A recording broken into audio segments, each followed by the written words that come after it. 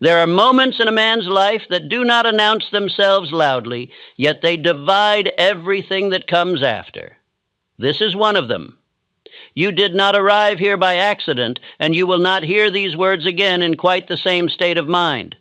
Most men stumble past their turning point without recognizing it. They are looking for fireworks, for applause, for sudden certainty, but the true signal arrives quietly, often when a man is tired of drifting, weary of half results, and no longer willing to live beneath his capacity. Let me ask you something, and do not answer quickly. Have you noticed how the same ideas have been returning to you lately? The same questions, the same dissatisfaction, the same sense that something is about to align, even if you cannot yet name it. That repetition is not coincidence. It is preparation. Right before everything clicks, confusion increases, pressure tightens, old habits stop working, familiar comforts feel hollow. It is the mind's way of shedding an identity that can no longer carry what is coming next. Most men misread this stage and retreat. They think something is wrong. They assume they are failing. In truth, they are standing at the edge of comprehension. One insight, properly understood, can reorganize a lifetime of effort. This is why you are here now, not earlier, not later. You would not have heard this message before. Your mind was not yet disciplined enough to receive it. And if you had waited longer, you might have explained it away as mere motivation. There is a law at work just before great wealth appears in a man's life. It does not begin with money. It begins with clarity, a sudden, irreversible shift from wishing to knowing, from scattered effort to definite direction. The man who becomes a millionaire does not stumble into wealth unaware. He crosses an inner threshold first. His thinking changes. His standards rise.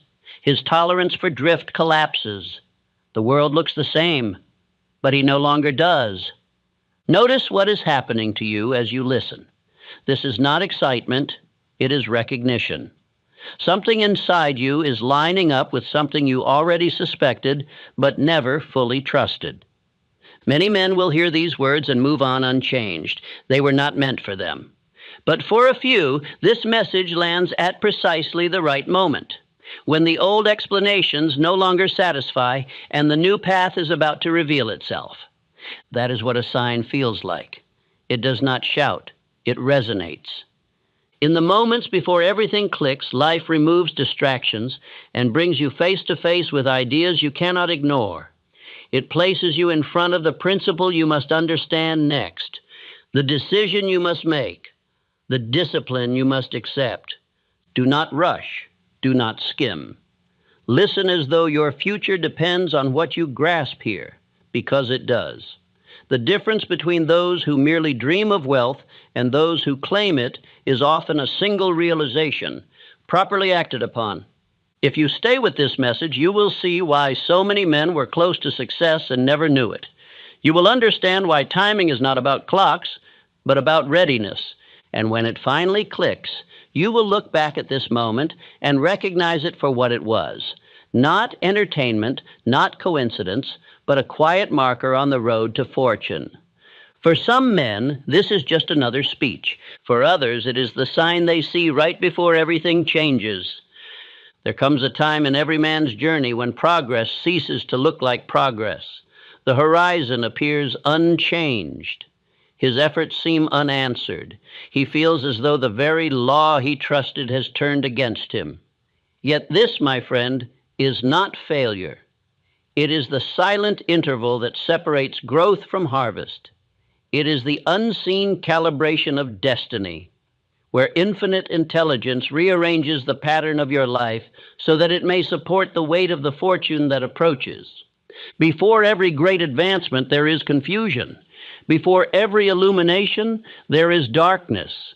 This is the law of transformation. The mind must be emptied of its former identity before it can receive the new.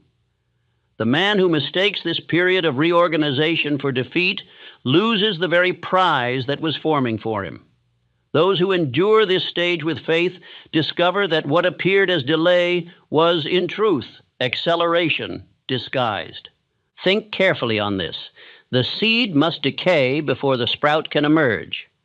No man calls the buried seed a failure, yet most men declare defeat when their own progress goes underground. They do not see that life first hides what it intends to multiply. Every great success begins in obscurity. The roots of mastery form in silence, while the impatient dig up their future to check if it has grown.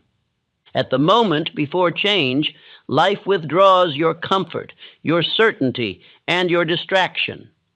It narrows your focus to what matters most. This constriction feels like loss, but it is divine refinement. It is the law compressing you into definiteness. You cannot carry indecision into wealth. The universe, therefore, removes the unnecessary by force when it is not surrendered by choice. Frustration is often the final test before awareness. It is the mind's protest against its own expansion. When your present methods no longer work, rejoice. The law is signaling readiness for a new order of thinking. The same force that once guided your success now demands that you outgrow it. What once fit your life now becomes restrictive, not because it is wrong, but because you are being prepared for greater authority. Observe the pattern in all great men. Abraham Lincoln failed in business, lost elections, and faced ridicule beyond endurance. His patience seemed weakness to lesser men, yet within that silence, his conviction hardened. His defeats stripped away vanity, leaving only moral purpose. When power finally reached him, it found a man purified of ambition and anchored in principle. Without the furnace of failure, he would not have borne the weight of leadership. So it is with every man who rises. The path to wealth and influence is not paved with ease, but with correction. The universe corrects through contrast. It teaches through discomfort. The moment when you feel least certain is often the moment just before comprehension dawns. Doubt is the shadow of new understanding. It precedes clarity as night precedes dawn. The majority retreat when this pressure intensifies. They interpret resistance as rejection. They assume their efforts were misdirected and start again elsewhere. Each time they approach the threshold of transformation, they flee from it. Thus, they spend decades circling the same mountain of possibility, never realizing that the summit lay one more step through the storm. Infinite intelligence does not withhold success. It withholds premature success. It will not grant power to the divided, nor riches to the unready. Before you may receive increase, your inner order must match the magnitude of what you seek. This alignment cannot be forced. It must mature. And the only way maturity is produced is through trial. When you feel weary of mediocrity, when comfort disgusts you, when your soul craves direction stronger than approval, that is the sign that the law has begun its work. The very restlessness you condemn in yourself is proof that you are being summoned higher. Every desire for refinement is evidence of readiness. When the fire of dissatisfaction burns in the heart, it does not destroy, it purifies. Men speak often of inspiration, but seldom of exhaustion. Yet exhaustion is the truest indicator that the old way has completed its cycle. The body tires when the mind resists change. When you no longer find energy in what once fulfilled you, it is not laziness. It is life withdrawing permission from old patterns. You are being asked to ascend. The period before breakthrough is marked by contradiction. On the surface, you lose momentum. Beneath, you gain foundation. Outer results seem absent while inner order strengthens. The impatient curse this paradox. The wise endure it. They understand that the roots of every oak are invisible long before the branches rise. The unseen governs the seen. Stillness is not stagnation. It is the gathering of invisible power. The ocean pauses between waves, yet that pause is full of motion beneath. So too does your mind, when quiet, reorganize itself. Infinite intelligence cannot operate through noise. It whispers only into silence. If your life has grown quiet, if opportunities seem few, it is not abandonment. It is concentration. I have spoken with men on the verge of greatness who confessed they felt most lost just before success appeared. They described nights of doubt, mornings without enthusiasm, and days spent questioning everything. Yet, when they persisted through this strange emptiness, results came suddenly, as if the universe had been holding its breath, waiting for them to prove endurance. Thomas Edison endured thousands of failures before the electric light rewarded his faith. He did not interpret each failure as punishment, but as instruction. Every attempt refined his method. The moment of illumination was not random. It was the inevitable reward of persistence through confusion. Confusion, therefore, is not chaos. It is education. Learn to observe your own repetition. When the same ideas, the same goals, the same callings return to your thoughts uninvited, it is no longer coincidence. Infinite intelligence teaches by recurrence. What returns repeatedly is what must be obeyed. The man who dismisses recurring inspiration prolongs his delay. The one who heeds it shortens his journey by years. There is a spiritual physics to readiness. Energy must condense before it can express. Just as steam must become water before it freezes into form, so must your scattered desire condense into definite purpose before it becomes tangible success. That condensation often feels like pressure, because it is. The law is compressing your potential into form. Recognize the symptoms of arrival. They are not external victories, but internal shifts.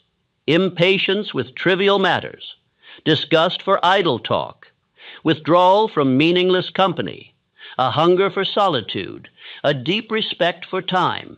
These are not signs of isolation. They are proofs of awakening. The soul withdrawing from distraction prepares for direction. The greatest deception of mediocrity is comfort. Comfort disguises itself as peace while secretly dulling ambition. The moment life begins to sharpen your discomfort, it is saving you. You are being rescued from slow decline. That pressure you resent today will become your gratitude tomorrow. Understand this. Infinite intelligence often removes what you cling to most before granting increase. It does so not out of cruelty, but out of protection. You cannot carry old attachments into new dimensions of power. Every loss is a clearing of space for expansion. The wise man does not mourn the pruning. He anticipates the harvest. The difference between those who rise and those who repeat lies in interpretation. The same experience that crushes one man strengthens another. Both endure delay, both encounter rejection, both feel doubt. The difference is that one calls it punishment and quits, while the other calls it preparation and continues. Law rewards the latter because law mirrors belief. You may test this truth in your own life. Recall the times you thought all progress had stopped. Later, you discovered those were the seasons when your character was being refined most. Success is never withheld. It is delayed until you can handle it. Life will not deliver what you will mishandle. Desire, once purified by hardship, becomes vision. When the thrill of ambition fades and only purpose remains, you are near your turning point. The man who still chases excitement is not ready for responsibility. But the one who has replaced emotion with decision is ready for fortune. The flame that burns hottest is not the wildest. It is the most controlled. Consider the moment before dawn principle. Just before the sun rises, darkness seems greatest. The air is still, the horizon unbroken, and men grow impatient. Then, without warning, light pierces the sky, revealing that dawn had been preparing all along. So it is with destiny. Your heaviest moments precede your highest. The pressure of darkness is proof that light is near. How then can you recognize when your breakthrough approaches? Look for these signs: increasing clarity about what no longer belongs in your life, exhaustion with superficial pursuits, sudden solitude, recurring thoughts urging reorganization. These are the whispers of infinite intelligence calling you to order. Withdraw for a time, not in despair, but in devotion. Enter solitude willingly. Write your thoughts each morning until the scattered noise within you becomes a single note of purpose. Study your repeated ideas as sacred signals. Observe which activities strengthen you and which drain you. Discard the latter ruthlessly. Law respects the disciplined. The greatest misinterpretation of silence is to call it emptiness. In truth, silence is full of formation. In that silence, new connections form in the unseen realm. Infinite intelligence arranges people, opportunities, and resources according to the clarity of your vibration. What appears as inactivity is coordination on your behalf. When a man ceases to panic in stillness, he has learned trust. Trust is faith matured. It is no longer noisy prayer or anxious striving. It is calm expectancy. The man who has reached this stage radiates peace even before results arrive. He knows law does not fail. His rest becomes creative magnetism. His calm becomes command. Repeat this to yourself. I recognize the signs of my turning point. I do not flee from pressure. I refine within it. I no longer mistake delay for denial. I am being prepared. Speak these words until they sink below intellect into conviction. The subconscious obeys repetition more than reasoning. Each day you affirm readiness. The universe advances your preparation. When the law is ready to elevate a man, it strips him of distraction. It calls him inward. It may take his comfort, his certainty, or his applause. To the untrained mind, this feels like punishment. But to the one who understands the pattern, it is proof of promotion. Those who recognize this pattern rise swiftly, for they no longer resist it. I have watched countless men wander for decades because they misread this law. They interpreted the pressure of transformation as rejection from life. They fled to lesser goals for relief, only to discover emptiness waiting there. Meanwhile, those who endured the storm emerged not merely successful, but serene. They discovered that peace and power are twins born of endurance. You stand, perhaps, in that very moment now, confused, fatigued, certain that effort has failed. But I tell you, you are nearer to clarity than ever before. The law has heard your desire and is preparing you to handle its fulfillment. Do not flee this silence. Sit within it until understanding rises from its depths. Infinite intelligence speaks to every man in symbols suited to his mind. For some, it speaks through repeated ideas. For others, through discomfort. For others still, through opportunity disguised as loss. Whatever form it takes, it always carries one message. Prepare thyself. Recognize the message when it arrives, and you will save 10 years of repetition. When it finally clicks, when you see that your confusion was instruction, you will laugh at the years you called wasted. You will bless the obstacles that once angered you. You will understand that the law never opposed you. It trained you. You will feel the peace that comes from alignment. From that moment onward, you will move differently. Your voice will carry authority. Your eyes will see opportunity where others see risk. Your energy will attract cooperation instead of resistance. Others will call it luck, but you will know it was recognition, the first law of transformation. Do not wait for the external sign. You are the sign. The very awareness that you are standing on the threshold proves you have arrived at it. The key now is steadiness. Endure without complaint. Expect without anxiety. Act without hesitation. When next you feel uncertainty, whisper to yourself, "This is not the end. It is the alignment." For indeed, this moment before it all clicks is sacred. It is not a mistake. It is your preparation for the wealth, power, and peace that await the man who understands law and obeys it. And when that understanding dawns, when confusion becomes clarity, you will realize what few ever discover, that nothing in your past was wasted. Every delay was design.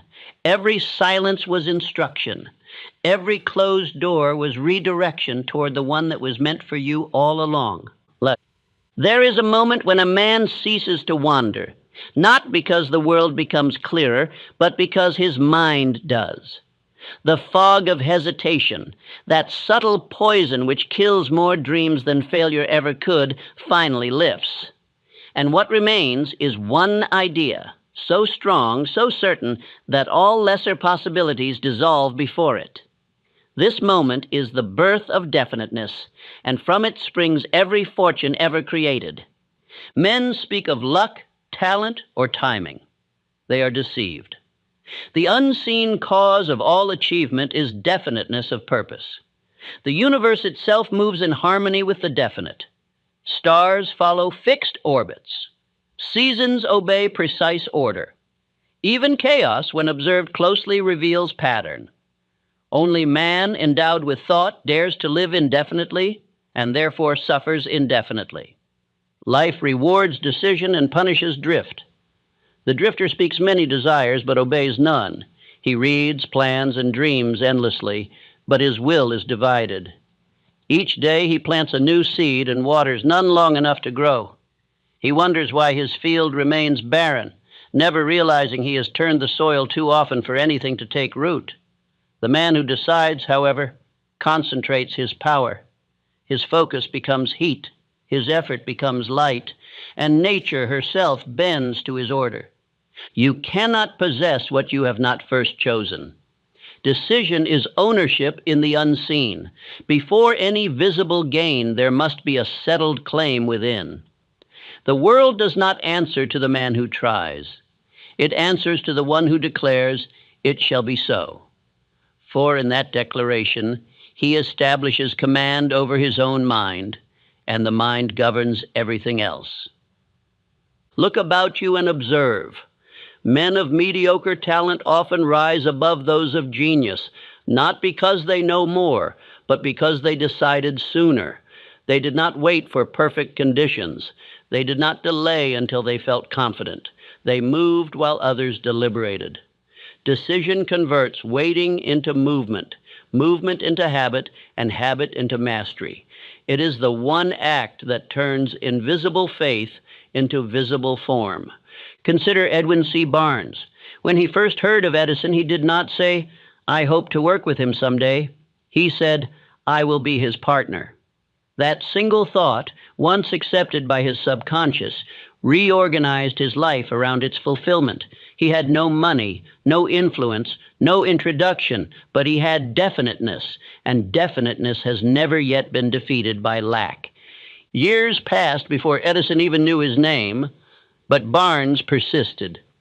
He labored in menial work near the great inventor's laboratory, content to serve so long as he remained within range of opportunity. When chance came, it found him ready.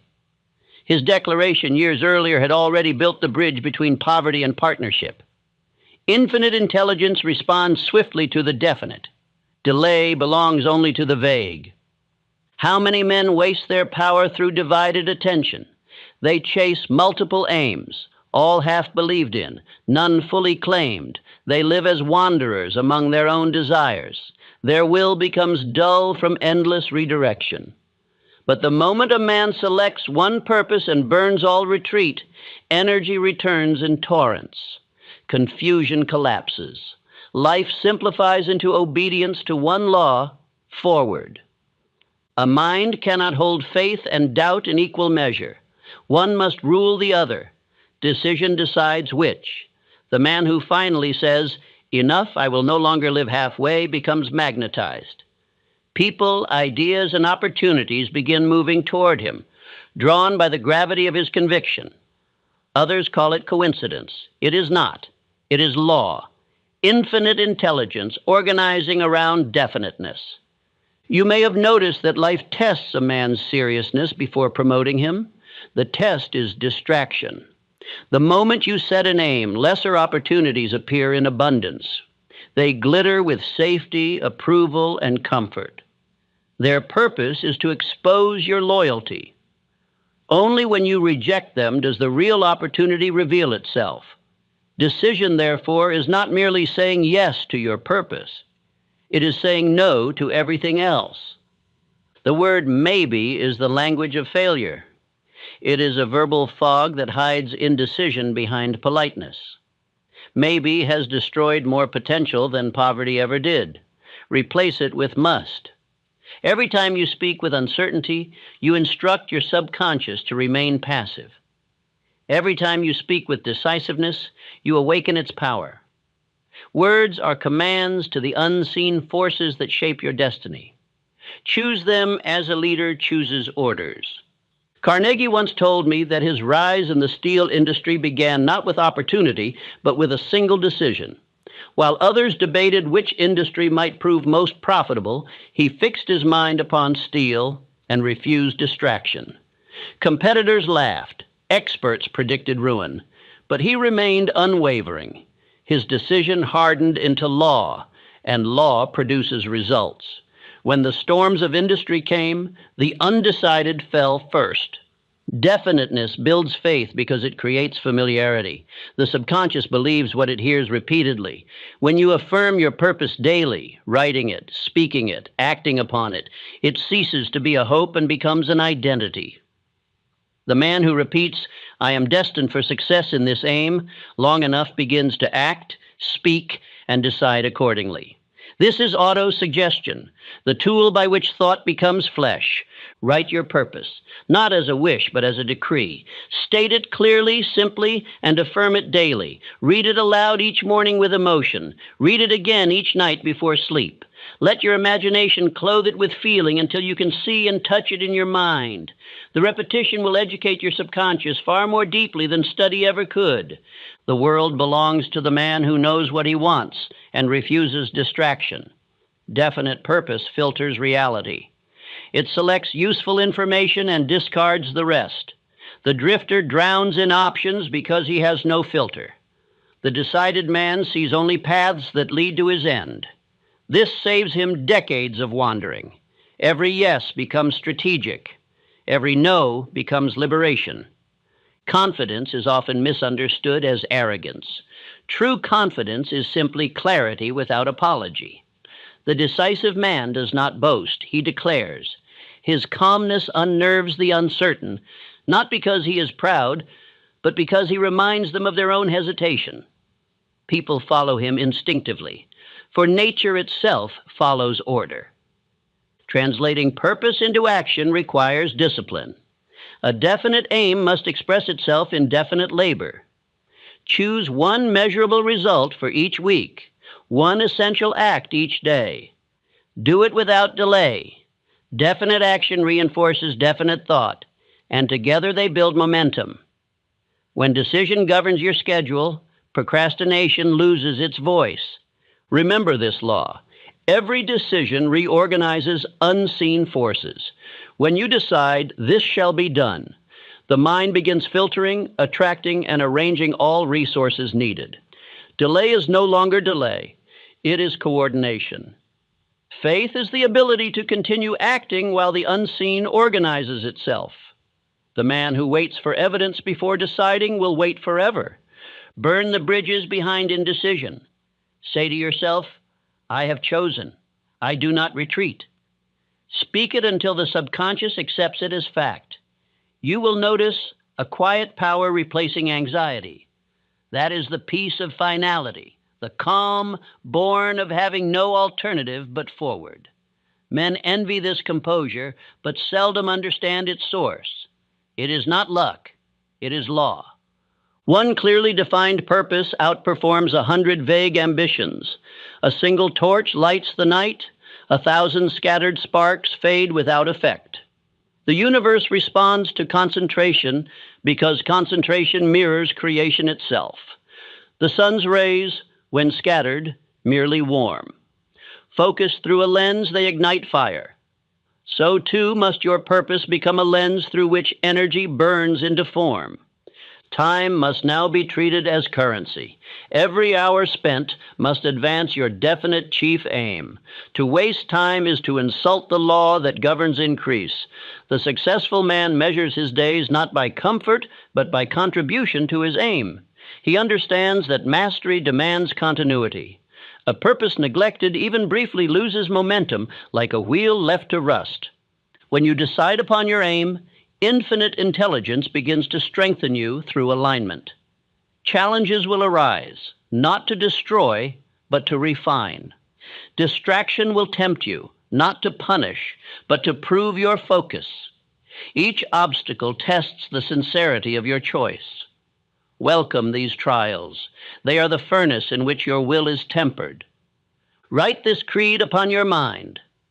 My aim is clear, my direction fixed, my success inevitable. Say it slowly, daily, until its rhythm replaces doubt. This affirmation will draw forth courage from your subconscious. It will remind you that decision already contains the energy of completion. Observe how nature honors definiteness. The river does not debate its path, it cuts through stone. The eagle does not question the wind, it adjusts its wings and ascends. The oak does not apologize for growing taller than the grass. Each obeys its law of purpose without confusion.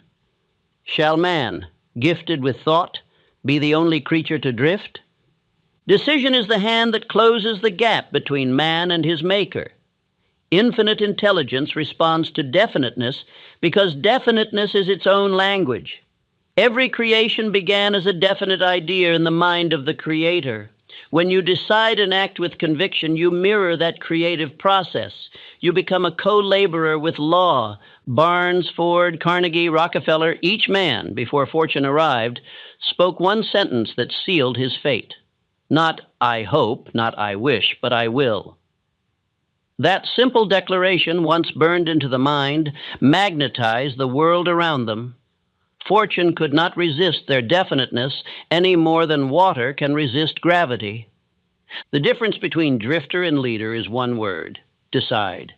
The drifter's mind is an open field where weeds of doubt grow unchecked. The leader's mind is a cultivated garden, fenced by decision, tended by discipline, and fertilized by faith. Both began with the same soil. Only one chose to plant intentionally. If you are weary of delay, weary of scattered effort, weary of results that fade as soon as they appear, it is time to choose what cannot fail. Not because failure is impossible by chance, but because failure is no longer permitted by decision. When you remove retreat, progress becomes natural. The mind, once committed, finds a way. In the quiet of your evening, write these words: I know what I want, and I am willing to pay the price in advance. Then speak it aloud. Feel the finality in it.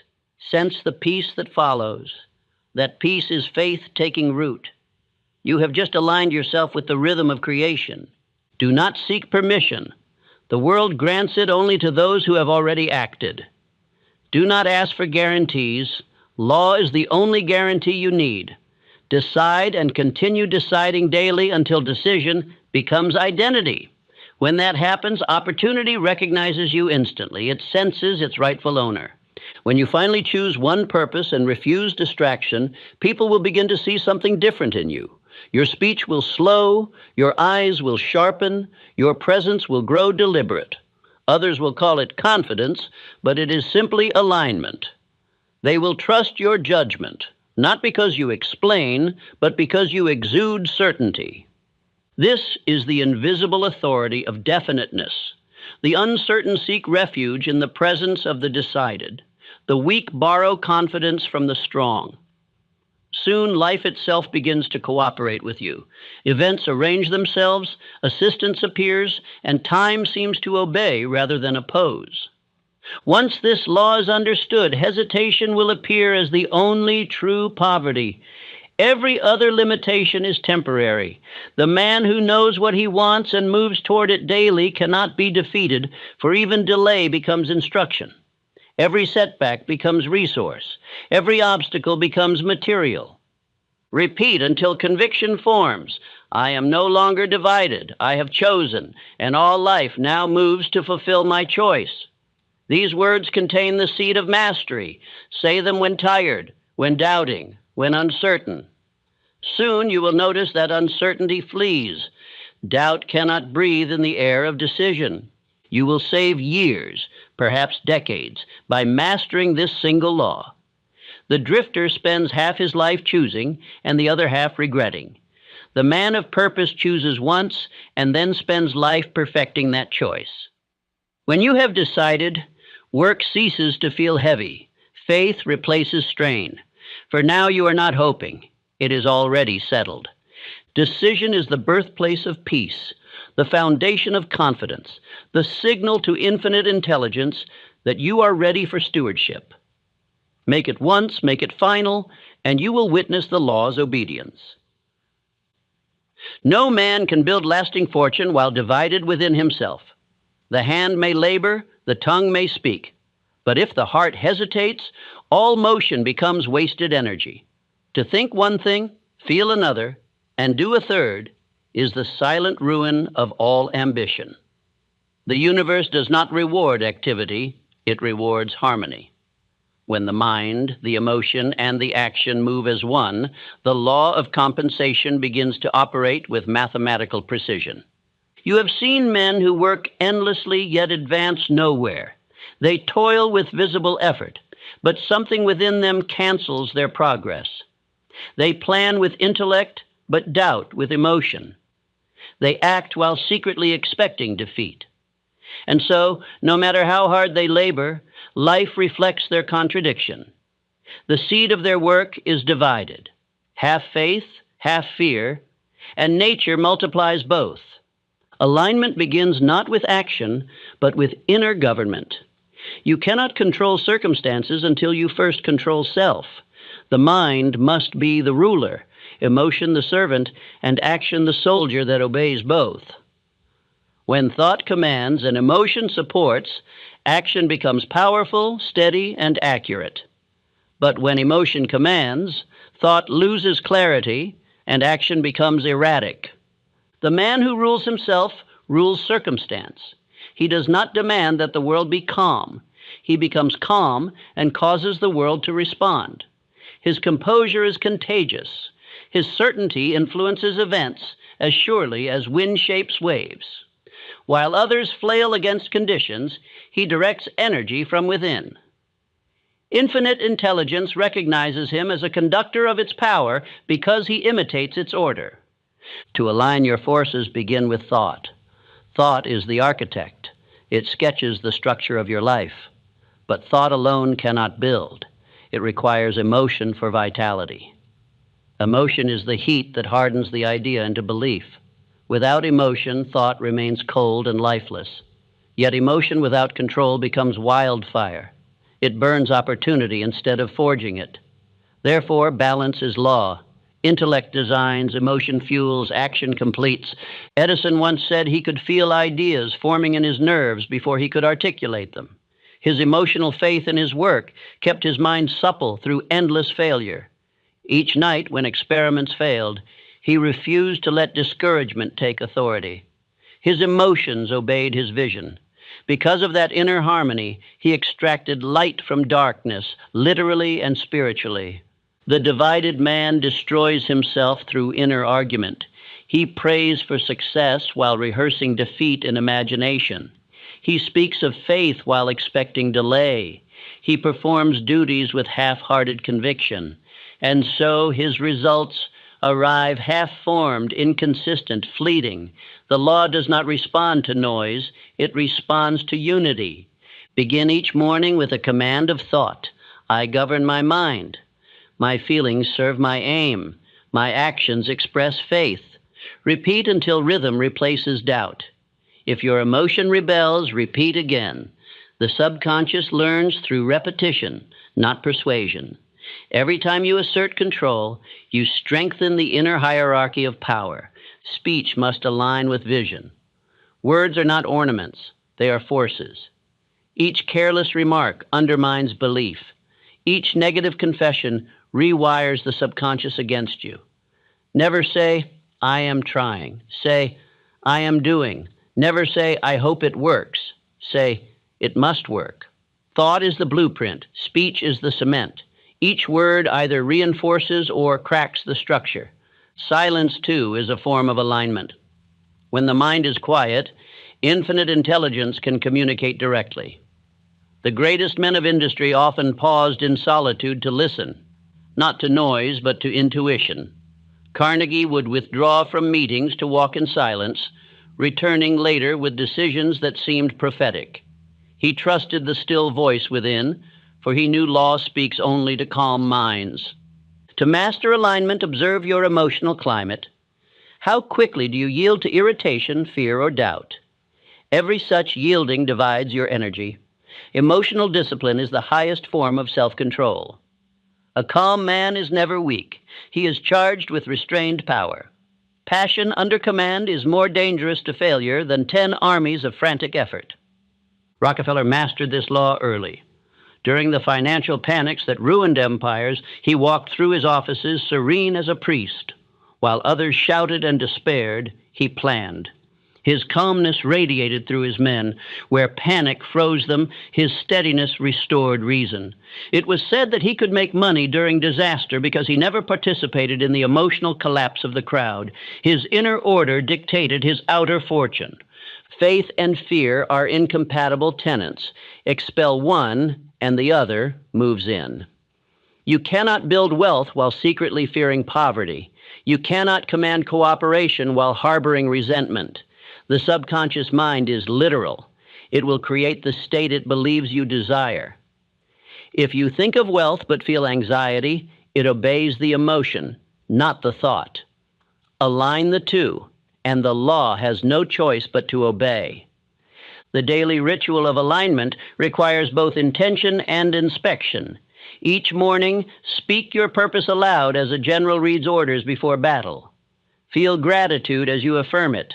Gratitude fuses faith with emotion. Each evening, review the day without self-condemnation. Observe where emotion rebelled or thought scattered. Correct without judgment. This practice refines your inner order until steadiness becomes natural. You will notice over time a transformation in how others respond to you. Your speech will slow. Your eyes will grow steadier. Your movements will carry purpose. People will begin deferring to your calmness. They will sense in you something they cannot name, authority born of self-command. You need not announce your faith. It will speak through presence. The man who has achieved alignment does not chase approval. He no longer seeks validation, for he lives by inner government. External opinion loses its tyranny. Praise cannot inflate him. Criticism cannot wound him. He has become immovable because his power no longer leaks through reaction. Infinite intelligence flows through him like current through wire, steady, silent, inevitable. Emotional control does not mean repression. It means direction. Anger, when harnessed, becomes determination. Fear, when examined, becomes caution. Desire, purified, becomes will. Every emotion is energy waiting for leadership. When the mind governs the heart, energy builds instead of bursts.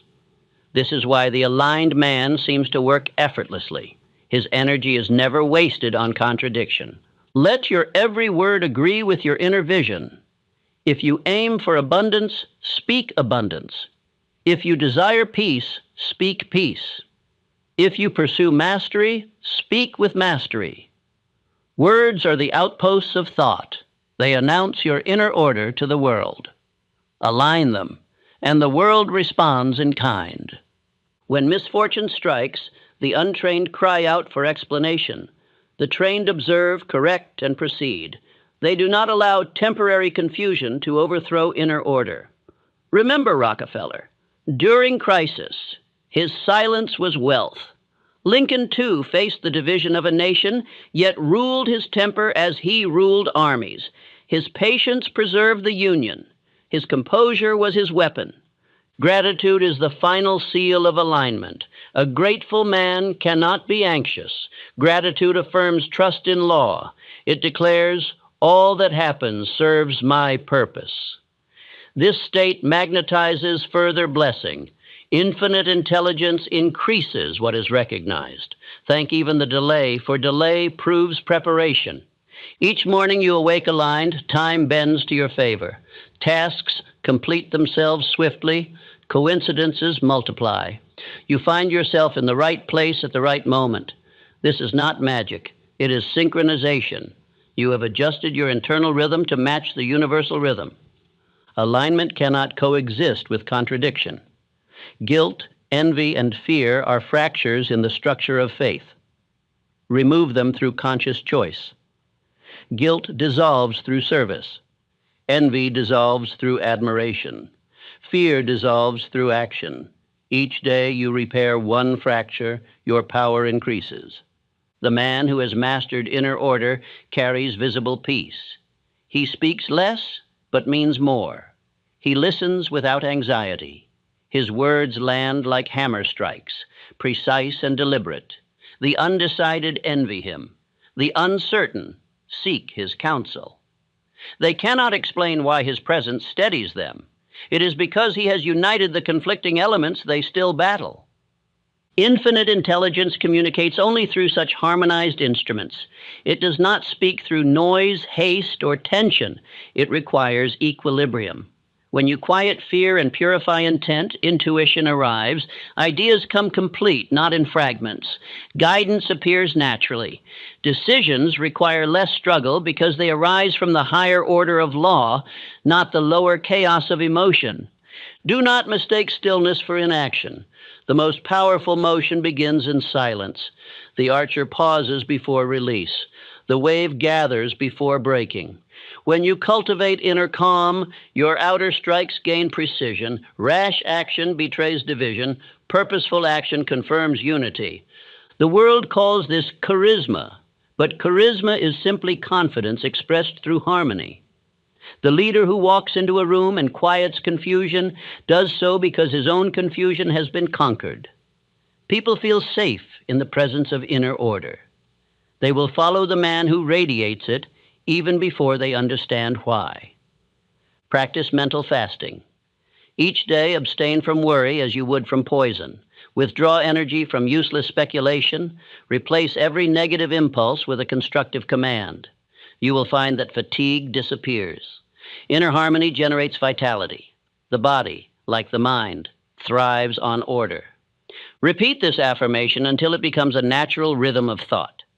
My thoughts, feelings, and actions move in one direction. Feel its truth as you speak it. Imagine the gears of your nature locking into perfect motion. Each thought feeding emotion, each emotion powering action, each action reinforcing thought. This is alignment in operation. Internal contradiction wastes years of progress.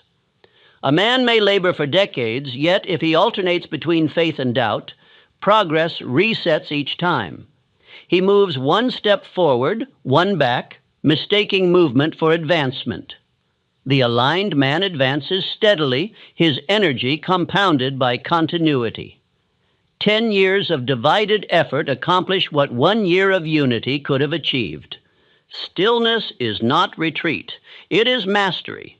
It is the deliberate pause between thought and action where law speaks. The man who acts without this pause acts from impulse.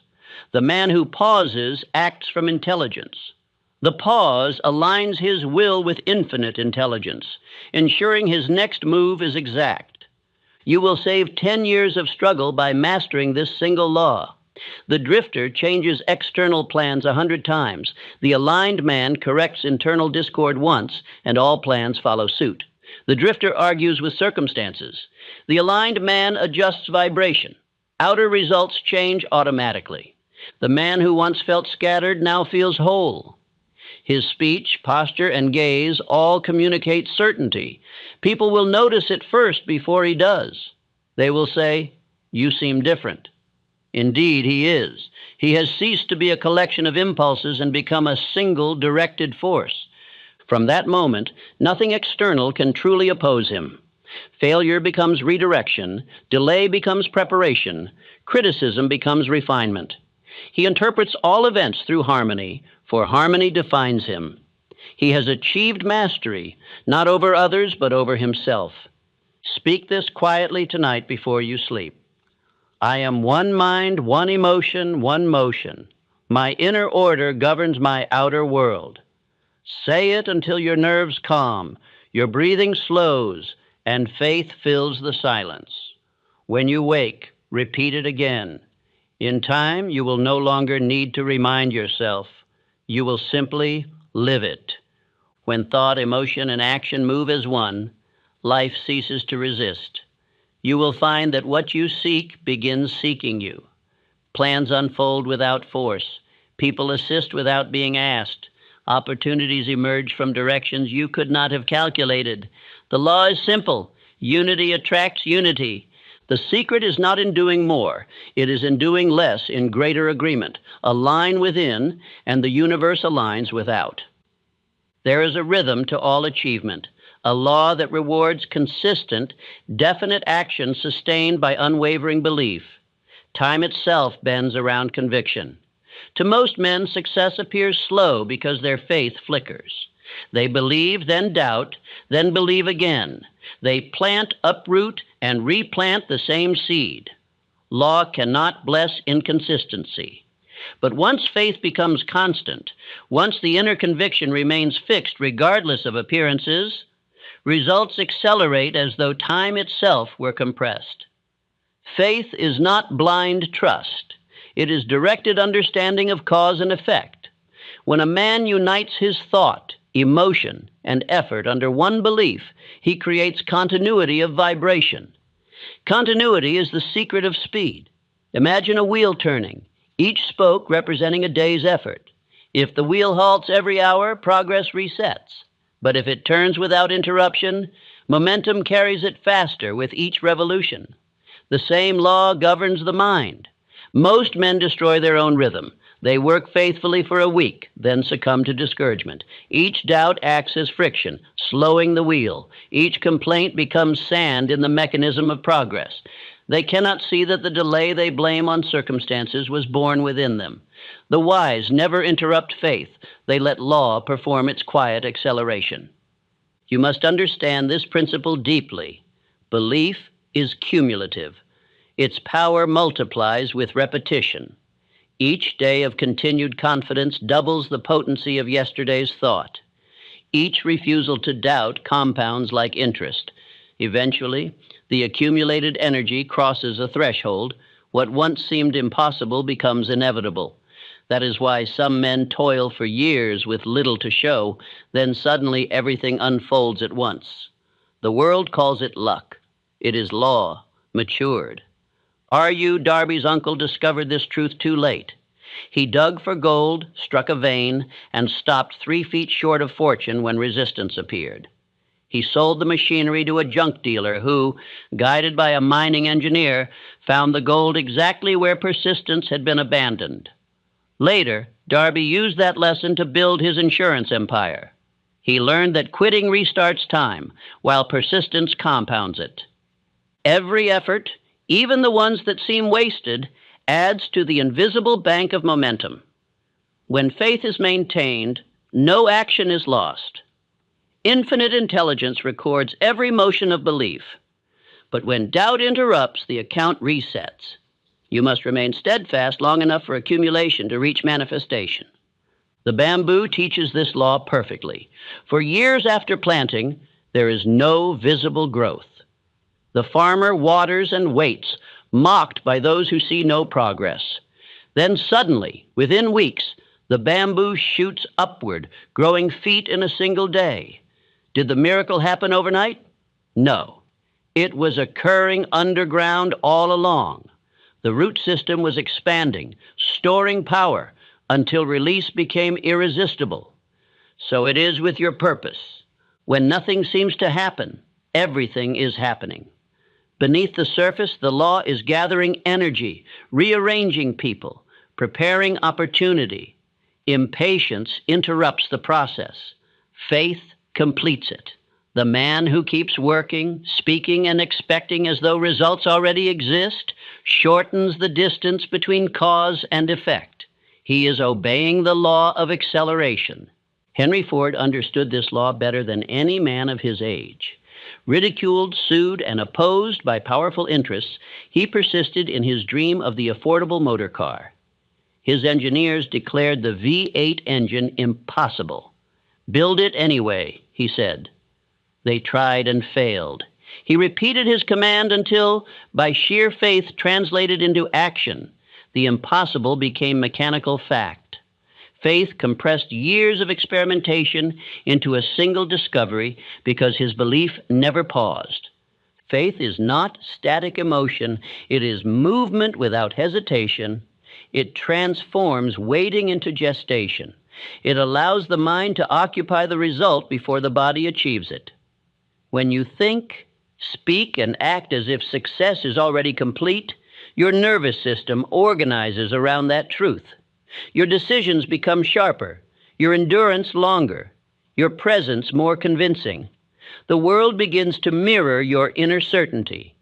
Time obeys conviction because conviction eliminates waste. The doubtful man spends half his hours in reconsideration, adjusting plans, seeking reassurance. The decided man acts. His focus multiplies productivity. A week of his work equals a month of ordinary effort. He does not measure by clock, but by completeness. He finishes what he begins. And completion, repeated daily, collapses years into months. Understand the physics of faith. Energy follows attention. The more steadily you apply it, the denser it becomes. Repetition condenses thought into form. That is why you must speak your purpose aloud each day, not as empty ritual, but as concentration of force.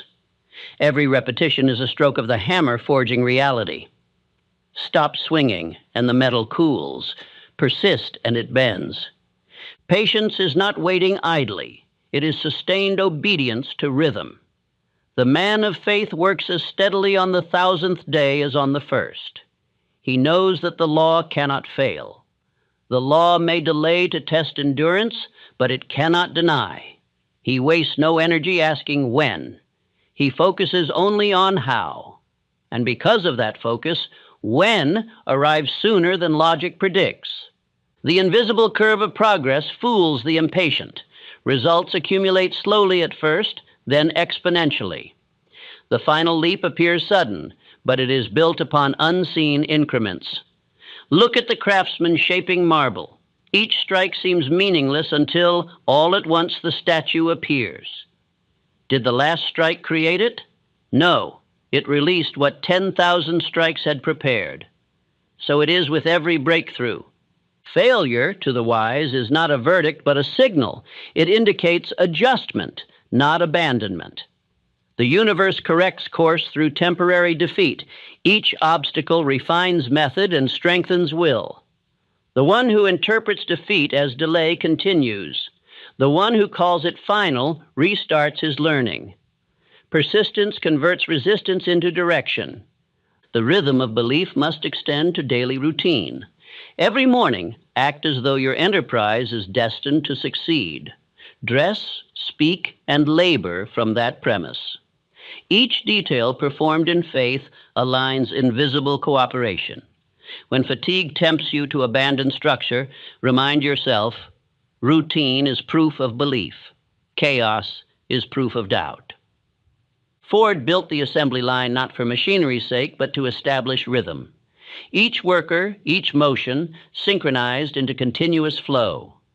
Productivity multiplied because hesitation vanished. Likewise, the man who builds rhythm in his life becomes unstoppable. His habits run ahead of doubt, carrying him forward even on weary days. Adversity refines timing, it trims waste, purifies motive, and reveals endurance. The pressure you feel when progress slows is proof that expansion is near. Law condenses before breakthrough, just as air tightens before a storm. Hold your ground.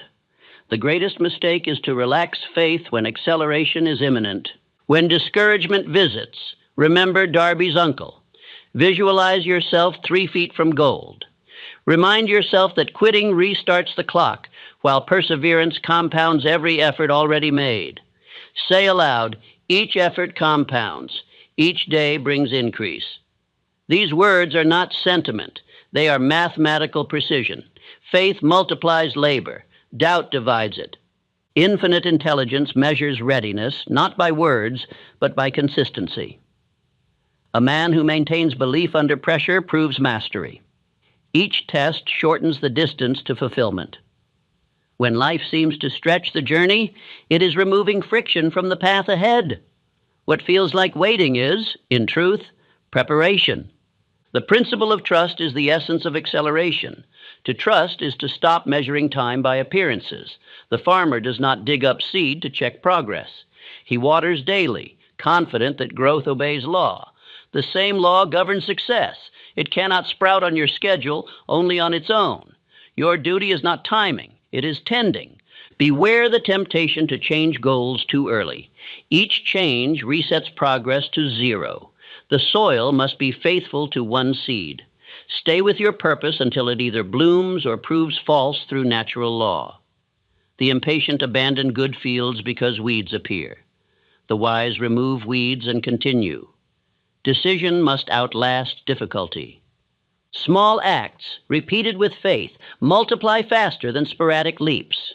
A single deliberate hour daily outperforms a week of frantic labor followed by exhaustion. Power is born of rhythm, not intensity. The law of compounding favors continuity. Every day you persist, you shorten the journey. The most dangerous illusion is that you have more time. You do not. Time rewards the prepared, not the hesitant. Yet here lies the mercy of law. Once you align belief with action, lost time is reclaimed. Opportunities once missed reappear in improved form. Life condenses the reward of 10 scattered years into one season of decisiveness. Observe nature. The sun does not rush, yet it accomplishes everything. Its consistency governs all growth. The river does not strain, yet it wears away stone. Faithful rhythm is stronger than frantic speed. When your effort flows steadily in alignment with law, obstacles dissolve quietly. Do not confuse rest with quitting. True rest is rhythm's counterpart. It renews energy to sustain continuity. The body and mind require alternation, effort and repose. But rest taken in faith multiplies strength. Rest taken in doubt erodes it. Always rest as a king after conquest, never as a deserter seeking escape. Infinite intelligence blesses faith under motion. The man who waits for confidence before acting will never begin. Confidence comes after proof. Proof comes after action. Action comes after decision. Therefore, start before certainty. Certainty is produced by movement through fear, not before it. The man who persists long enough witnesses compounding in every domain. Ideas begin attracting other ideas. Opportunities cluster. Allies appear, reputation grows, success becomes self-feeding. Law rewards continuity by removing resistance. Once acceleration begins, maintain humility. Pride interrupts rhythm as surely as doubt. Trust the invisible. Even when no applause greets your labor, even when circumstances contradict belief, continue. The law never forgets an act performed in faith. Energy invested faithfully must return multiplied. This is not speculation, it is universal accounting. The ledger of infinite intelligence balances perfectly. Remember, the rhythm you sustain today will determine the speed of your harvest tomorrow. The drifter looks for shortcuts. The builder follows order. When you work daily in harmony with belief, you enter the compounding curve where time itself bends. Effort that once seemed slow suddenly leaps ahead. Years of struggle crystallize into sudden opportunity. You will awaken one morning and realize that what once required strain now happens naturally. Contacts appear without searching. Solutions form without analysis. The tide of life begins carrying you forward instead of resisting you. That moment is the sign that law has accepted your rhythm. You are now accelerated. Continue saying each morning, I am patient but relentless. I trust the law of increase. Each act brings me closer. These words will keep faith alive while results ripen. Patience is the stillness of power under control. Relentlessness is faith translated into endurance. Together they command the miracle of acceleration. Hold this conviction in your heart. No effort aligned with purpose is ever wasted. The longer you persist, the faster results accumulate. The law of compounding is exact. It owes you nothing until you have earned rhythm, but once earned, it pays with abundance. You are now no longer bound by time. You have entered its higher law, where belief shortens distance and effort multiplies in silence. There comes a moment when a man ceases to chase success and begins to live as it. The struggle that once consumed him gives way to stillness. The outer world, which he spent years attempting to control, now obeys him without resistance. This is the law of fulfillment, the final stage of creation, where what was once an aim becomes identity, and identity shapes destiny without strain.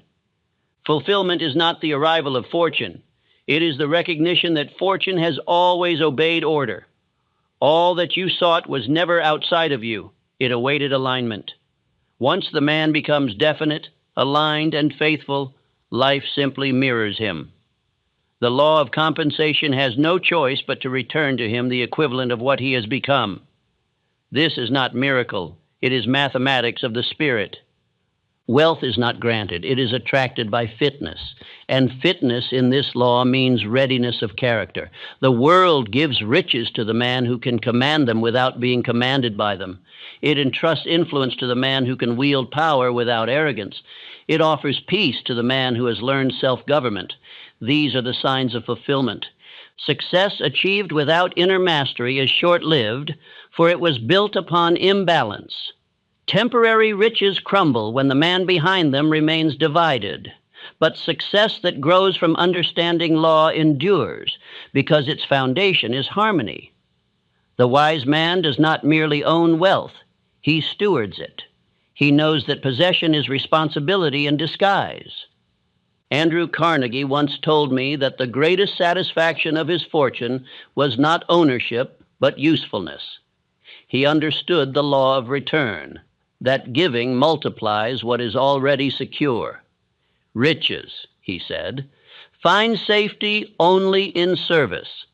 His philanthropy was not charity, it was continuation of order. He saw himself as a channel of infinite intelligence, distributing wealth through purpose. That is fulfillment.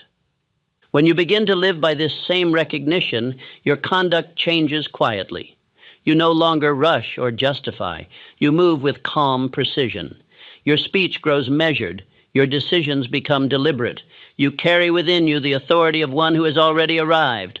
Others sense it, though you never announce it.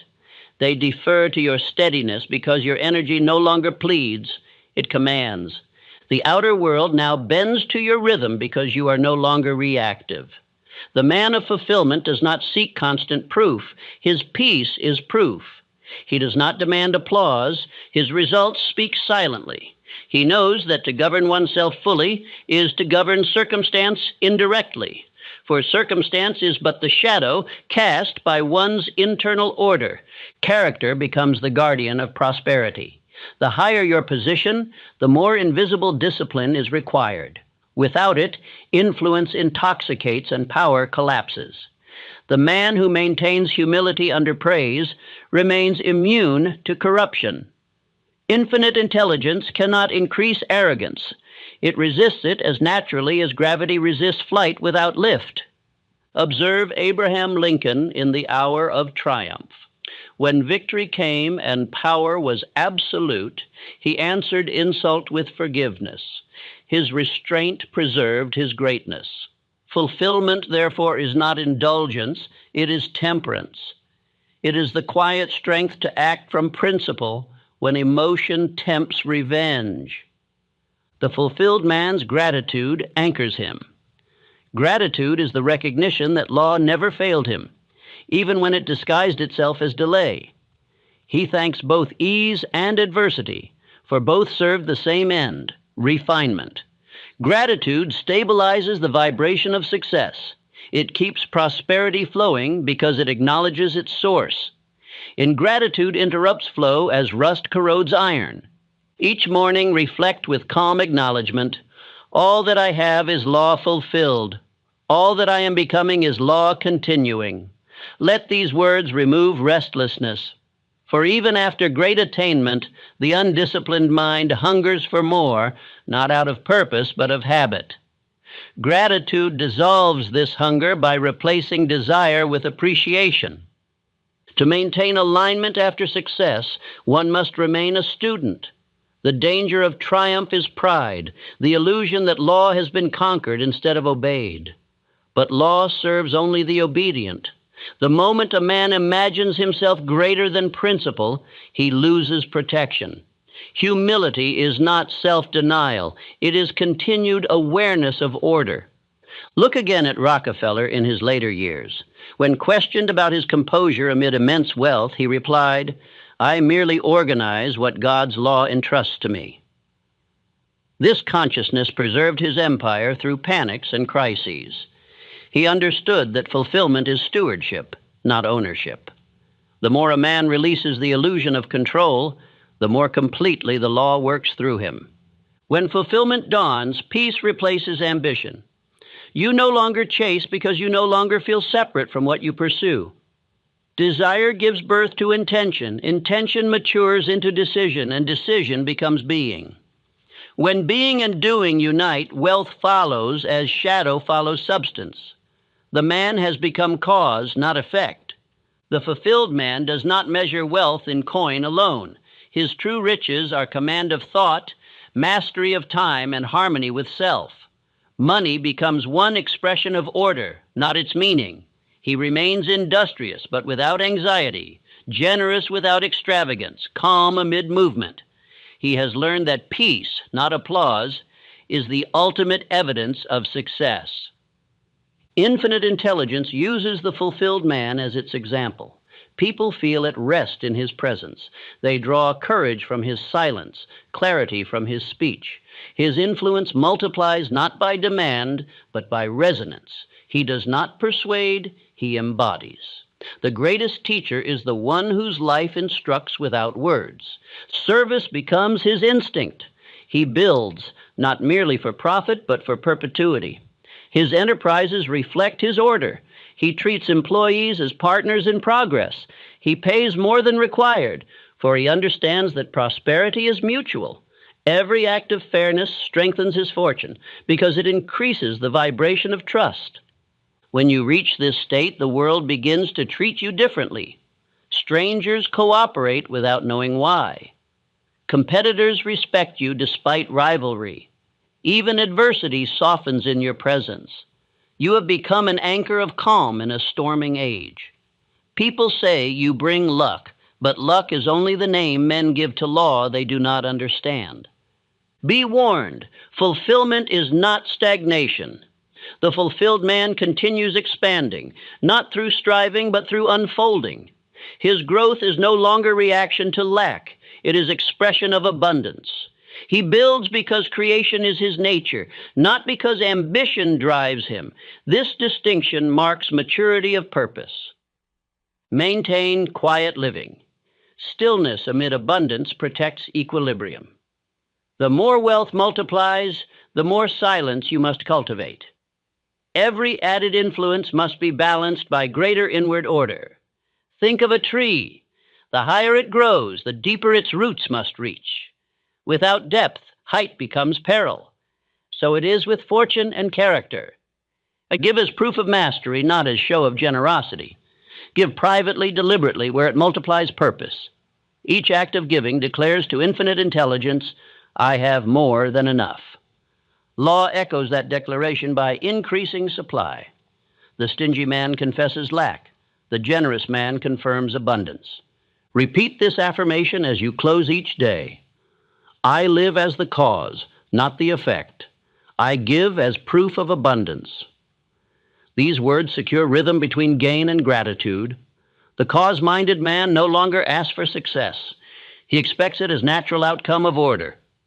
Expectation has replaced ambition. Serenity has replaced striving. Understand that every attainment has been the reflection of your inner stature.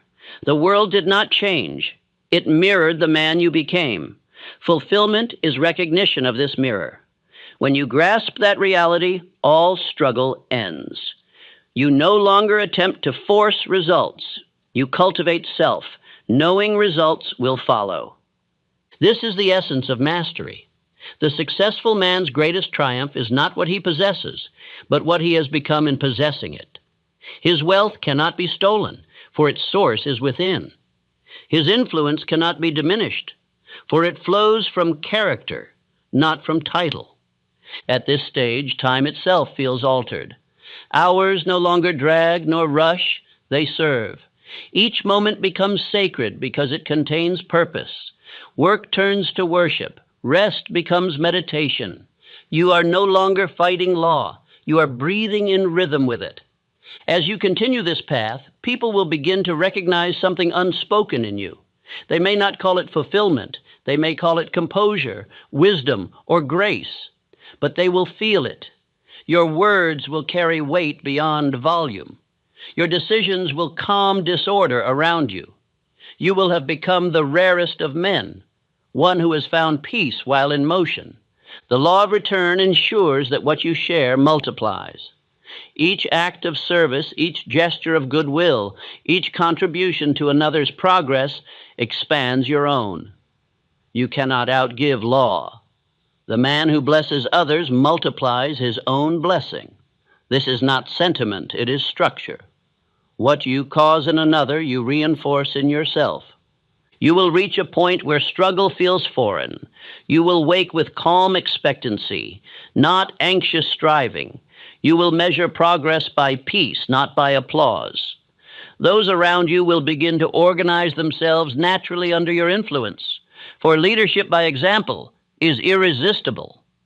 When infinite intelligence entrusts you with responsibility, treat it as sacred stewardship.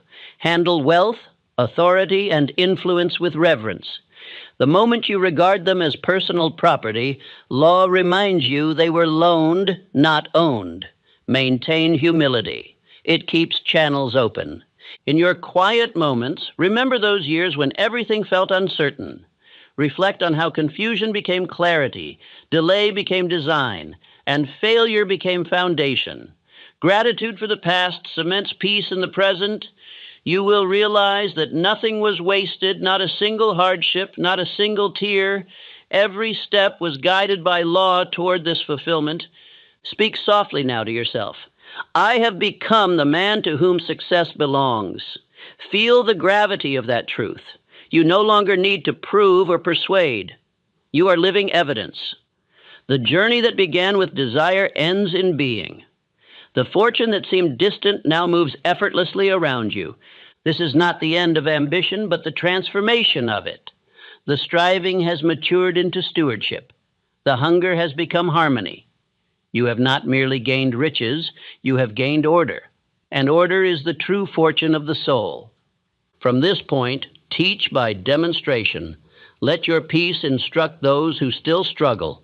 Speak only when words can lift others into understanding. The world has enough noise. It needs examples of quiet mastery. You are to be that example. When your mind remains calm under pressure, when your decisions remain just under provocation, when your generosity remains pure under praise, then you will know you have truly fulfilled the law. And those who watch you will say you are fortunate.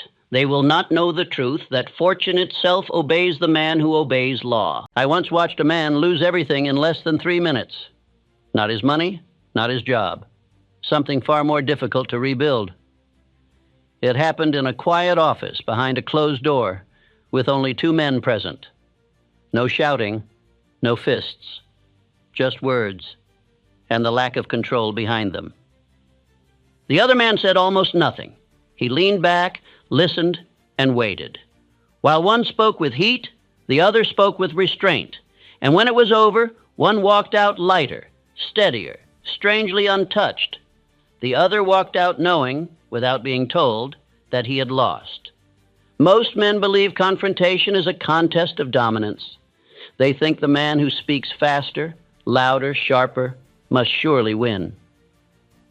Yet I have seen the opposite decide fortunes, reputations, marriages, and futures. The real battle is never between 2 men. It is inside one. Think of the last time you were challenged. A remark that felt disrespectful. A tone that struck your pride. a moment where your chest tightened and your mind rushed to respond.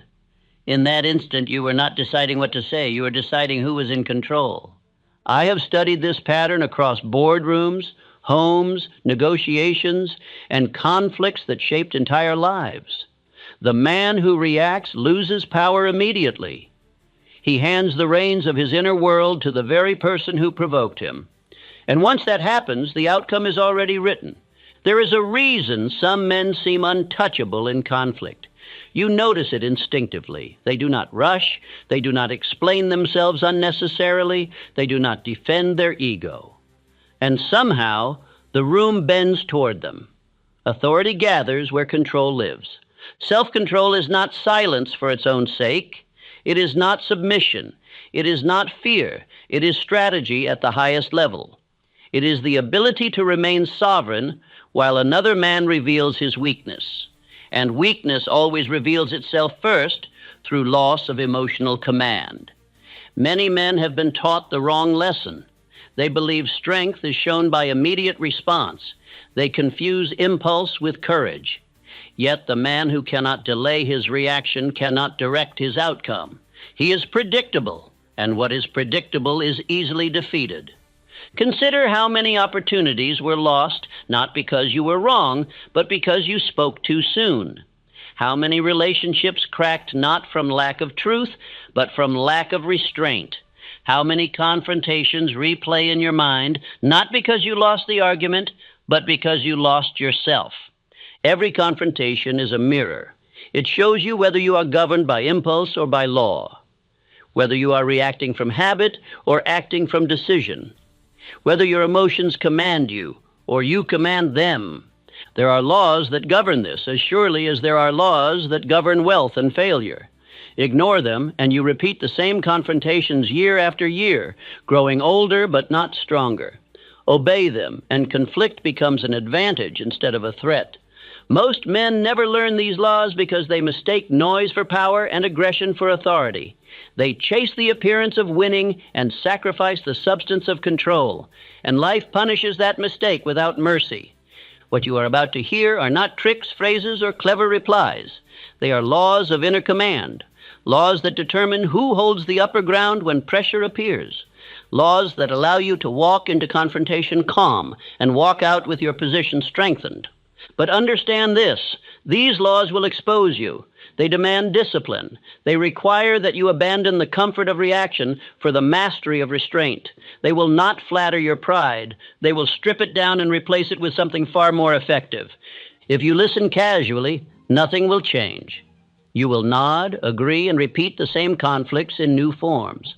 But if you listen as a man who intends to rule himself, these laws will follow you into every difficult conversation, every challenge, every moment of pressure. There is a reason some men rise while others argue, a reason some are respected without explanation, a reason some never need to prove themselves.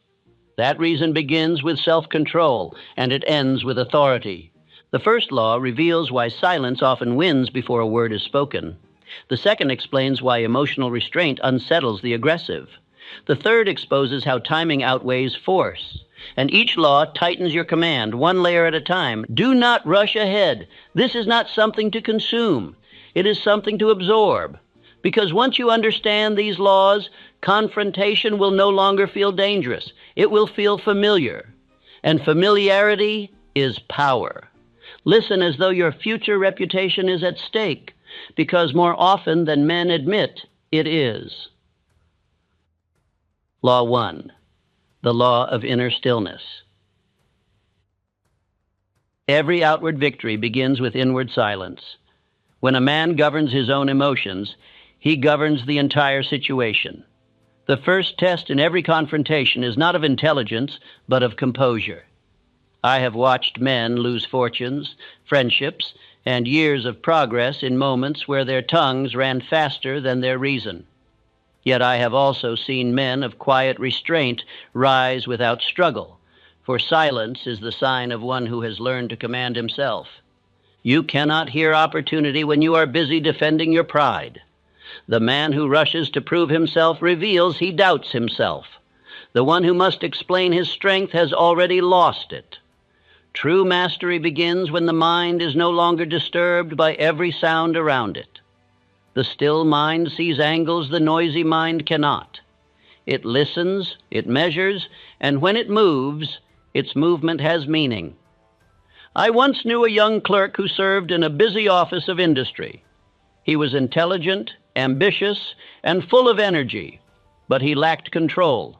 One morning, his superior corrected him sharply before several men. Pride flared, and he replied with equal sharpness. The room fell silent. His superior said nothing more, but 2 days later, another man sat at his desk. That man had witnessed the scene, said nothing, and returned to his work. Within months, he was promoted. The difference was not talent, it was stillness.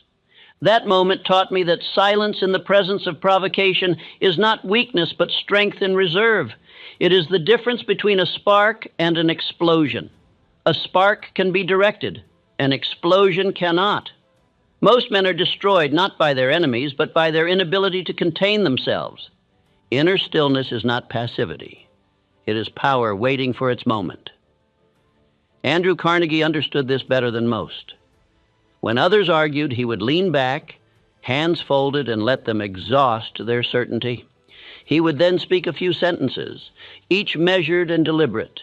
The debate would end not by force, but by gravity. The room felt that he had seen farther, while others were blinded by their own voices. He ruled not by dominance, but by calm authority born of stillness. A single pause can save years of regret. A man's reputation can collapse in one uncontrolled moment. A harsh word once spoken cannot be recalled. A rash letter once sent cannot be erased. But silence has never destroyed a man. It has only revealed him. The power to withhold reaction is the power to reshape destiny. I tell you this truth: the man who can delay reaction has already changed his destiny. Every pause between impulse and response is a doorway to higher ground. Most men close that door by speaking too soon. They rush to fill silence because silence makes them uncomfortable. They mistake it for weakness, yet in truth, silence is a weapon forged by patience. It confuses those who thrive on reaction, for they cannot fight what does not respond. When I began my long study of success, I learned that stillness multiplies perception, while noise blinds judgment. The noisy man sees only the surface. The quiet man observes the cause. Stillness sharpens hearing, not of sound, but of truth. While others chase the flicker of emotion, the calm man traces the root of events. He is not carried away by the storm, for he stands in its center. Self-control grants time, and time always favors intelligence. The man who can wait a moment gains an advantage over those who cannot. Every second of restraint enlarges vision. When emotion clouds the mind, time clears it. The wise therefore treat calmness as currency, spending it only when necessary. Those who spend their energy on argument have none left for creation. Most men lose everything in the first 30 seconds because they speak from heat, not reason. Heat burns the mind's wisdom before it can form a sound plan.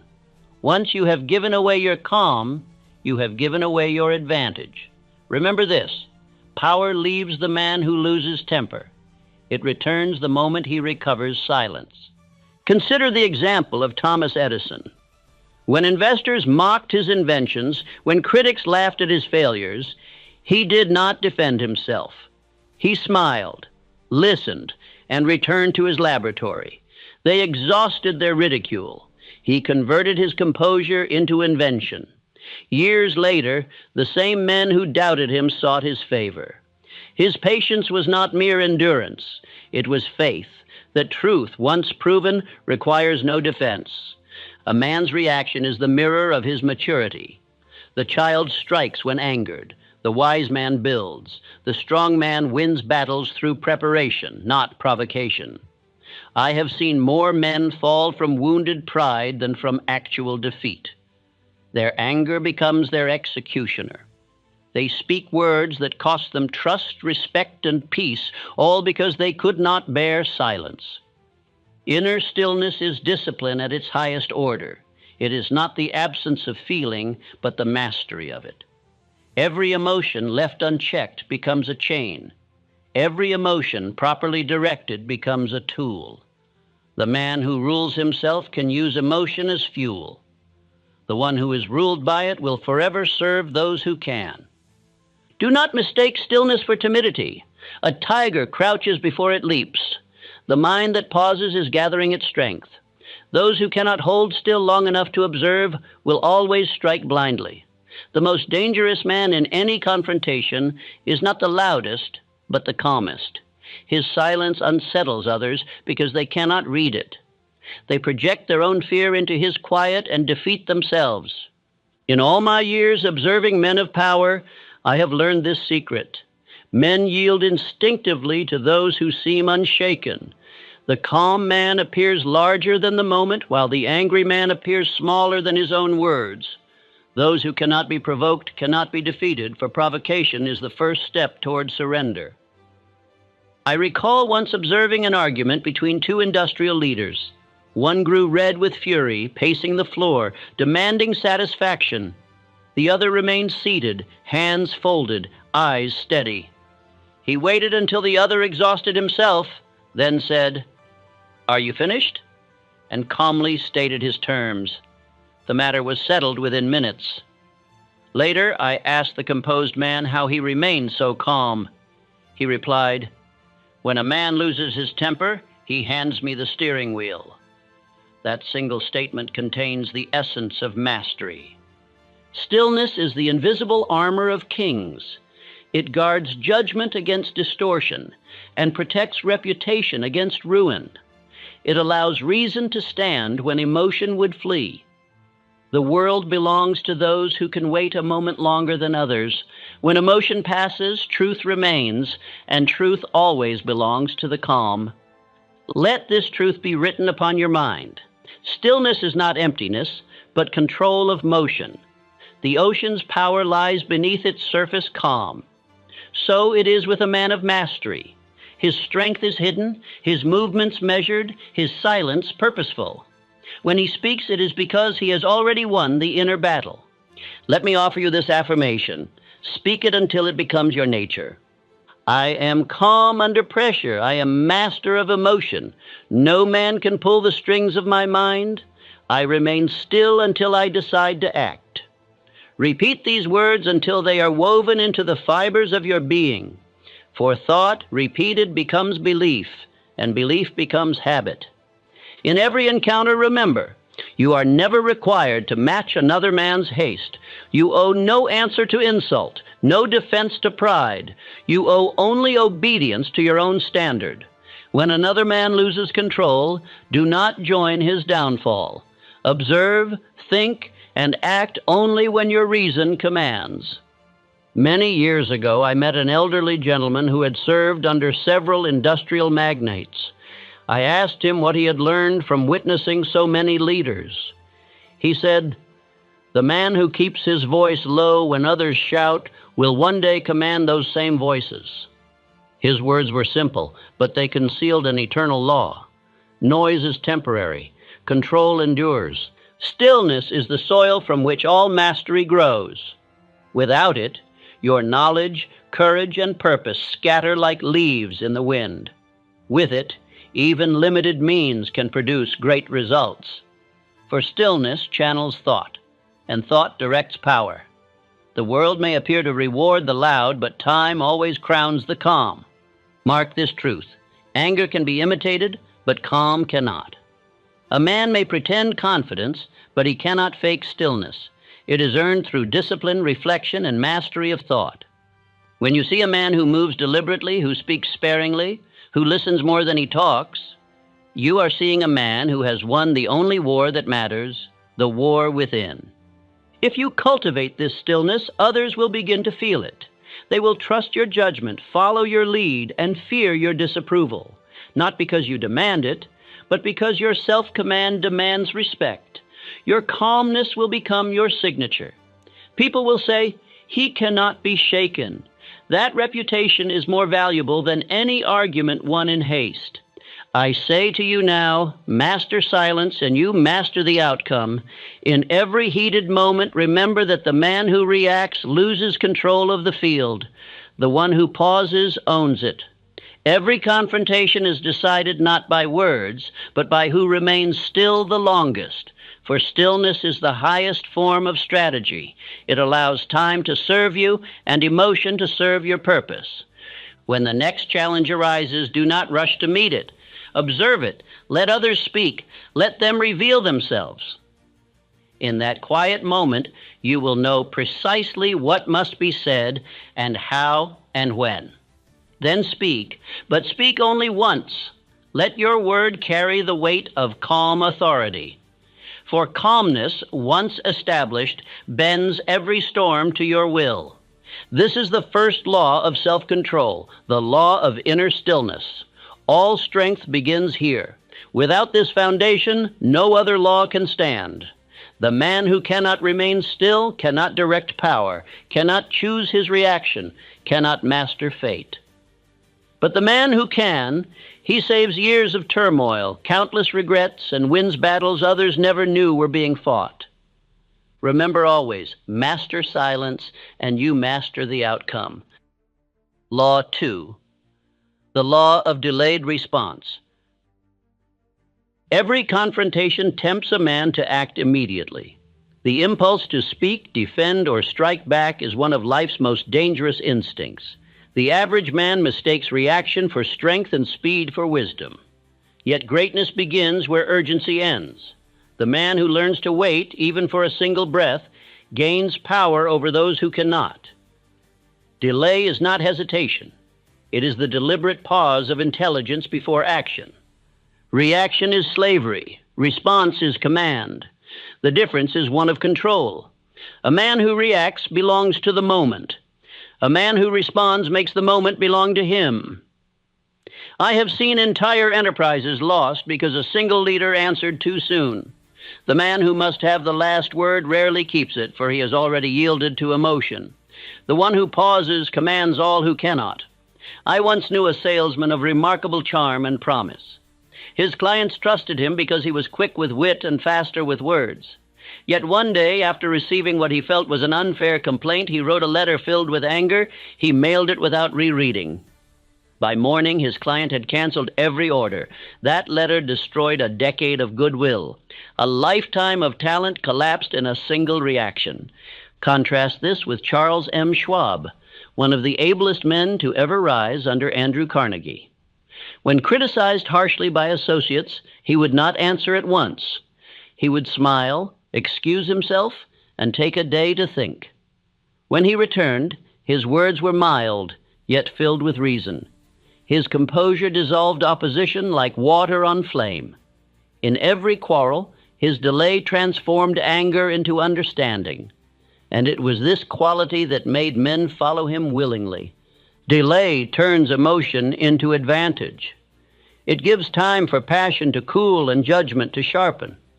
Emotion is heat, thought is light. Together they can forge progress, but only if heat is contained long enough to give light direction. A man who cannot wait for that balance will always burn what he could have built. He will trade permanent gain for temporary satisfaction. I learned early that men who act at once under provocation are governed by others. Their strings are held by anyone who knows how to pull them. The insult of a fool can steer them as surely as reins on a horse. Only when you can stand unmoved before provocation have you earned the right to be called master of yourself. Think of Abraham Lincoln. He carried more criticism than any man of his age. Newspapers mocked him. Rivals betrayed him. Even his allies doubted him. Often he wrote letters of rage, brilliant, sharp, devastating in argument. But he never sent them. He would fold them, place them in a drawer, and sleep upon his thoughts. By morning, his anger had turned into insight. His restraint preserved alliances that later saved his nation. The world remembers his wisdom. It forgets his withheld fury. When you delay reaction, you transfer control from impulse to intelligence. The first moment after insult belongs to emotion. The second belongs to wisdom. He who lives only in the first will forever regret not reaching the second. It is in that second moment that greatness is born. I often tell my students that a moment of silence can alter the course of a life. I once met a man who told me he had nearly struck his business partner in anger during a disagreement. He stopped himself, left the room, and took a walk instead. When he returned, he found his partner ready to apologize. That single act of delay saved not only their company, but their friendship of 20 years. One pause accomplished what 1,000 words could not. Steel is shaped by heat, but tempered by cooling. So it is with a man's nature. Heat alone produces force, but without cooling, it produces fracture. The mind must learn to cool itself, for every man is tested by fire. The difference between a strong man and a shattered one lies in how long he can remain still before he acts. Repeat these words until they are carved into your habit. I do not react. I respond with purpose. I hold my fire until its aim is certain. These are not idle sentences, they are laws in motion. For what is repeated in thought becomes command over the subconscious, and the subconscious directs the body with perfect obedience. Speak them until the body obeys calm before it knows anger. When you delay, others reveal themselves. Impulsive men show their weakness by their haste. They talk too much, concede too much, and expose what they mean to hide. The patient man collects their words like tools. He learns their patterns, their fears, their true motives. Thus, while others waste energy displaying themselves, he quietly gathers power. I once witnessed a negotiation between two companies. One side entered the room full of fire and impatience. They interrupted, demanded, boasted of other offers. The opposing leader said little. He asked brief questions, listened, and took notes. Hours passed. By day's end, the impatient men had revealed every secret of their position. The quiet leader had given nothing. He won the contract not through brilliance, but through restraint. His silence had been strategy. His delay had been design. Men begin to respect what they cannot provoke. They call it mystery, but it is only discipline. When they cannot draw a reaction, they sense strength beyond their reach. They will either yield or align themselves with it. This is why calm men attract followers, and why leaders of nations are remembered not for their noise, but for their timing. Patience is not weakness. It is invisible strength. The river carves mountains not through force, but through persistence. The man who controls timing controls the terms of every exchange. He decides when to speak, when to act, and when to walk away. Every impulsive man becomes his servant without knowing it. When a man learns this law, he saves not only minutes, but years. The impulsive man spends decades repairing what he damaged in seconds. He apologizes, explains, and rebuilds what could have been preserved by one pause. The disciplined man builds forward while others rebuild backward. His restraint becomes compound interest upon his destiny. Do not misunderstand. There are moments when swift action is necessary, but those actions are born of preparation, not impulse. The man who trains his mind in calmness can act instantly because his decision was made long before emotion entered the scene. The soldier who stands firm under fire has already conquered fear in private. So too, the man who answers calmly has already fought the battle within before words were ever spoken. Men who live by reaction age quickly. Their days are filled with regret, their minds restless, their hearts burdened by what they wish they had not said. But the man of delayed response walks lightly. He carries no debris of regret, for he has learned that nothing must be said until it serves his purpose. Silence is not absence.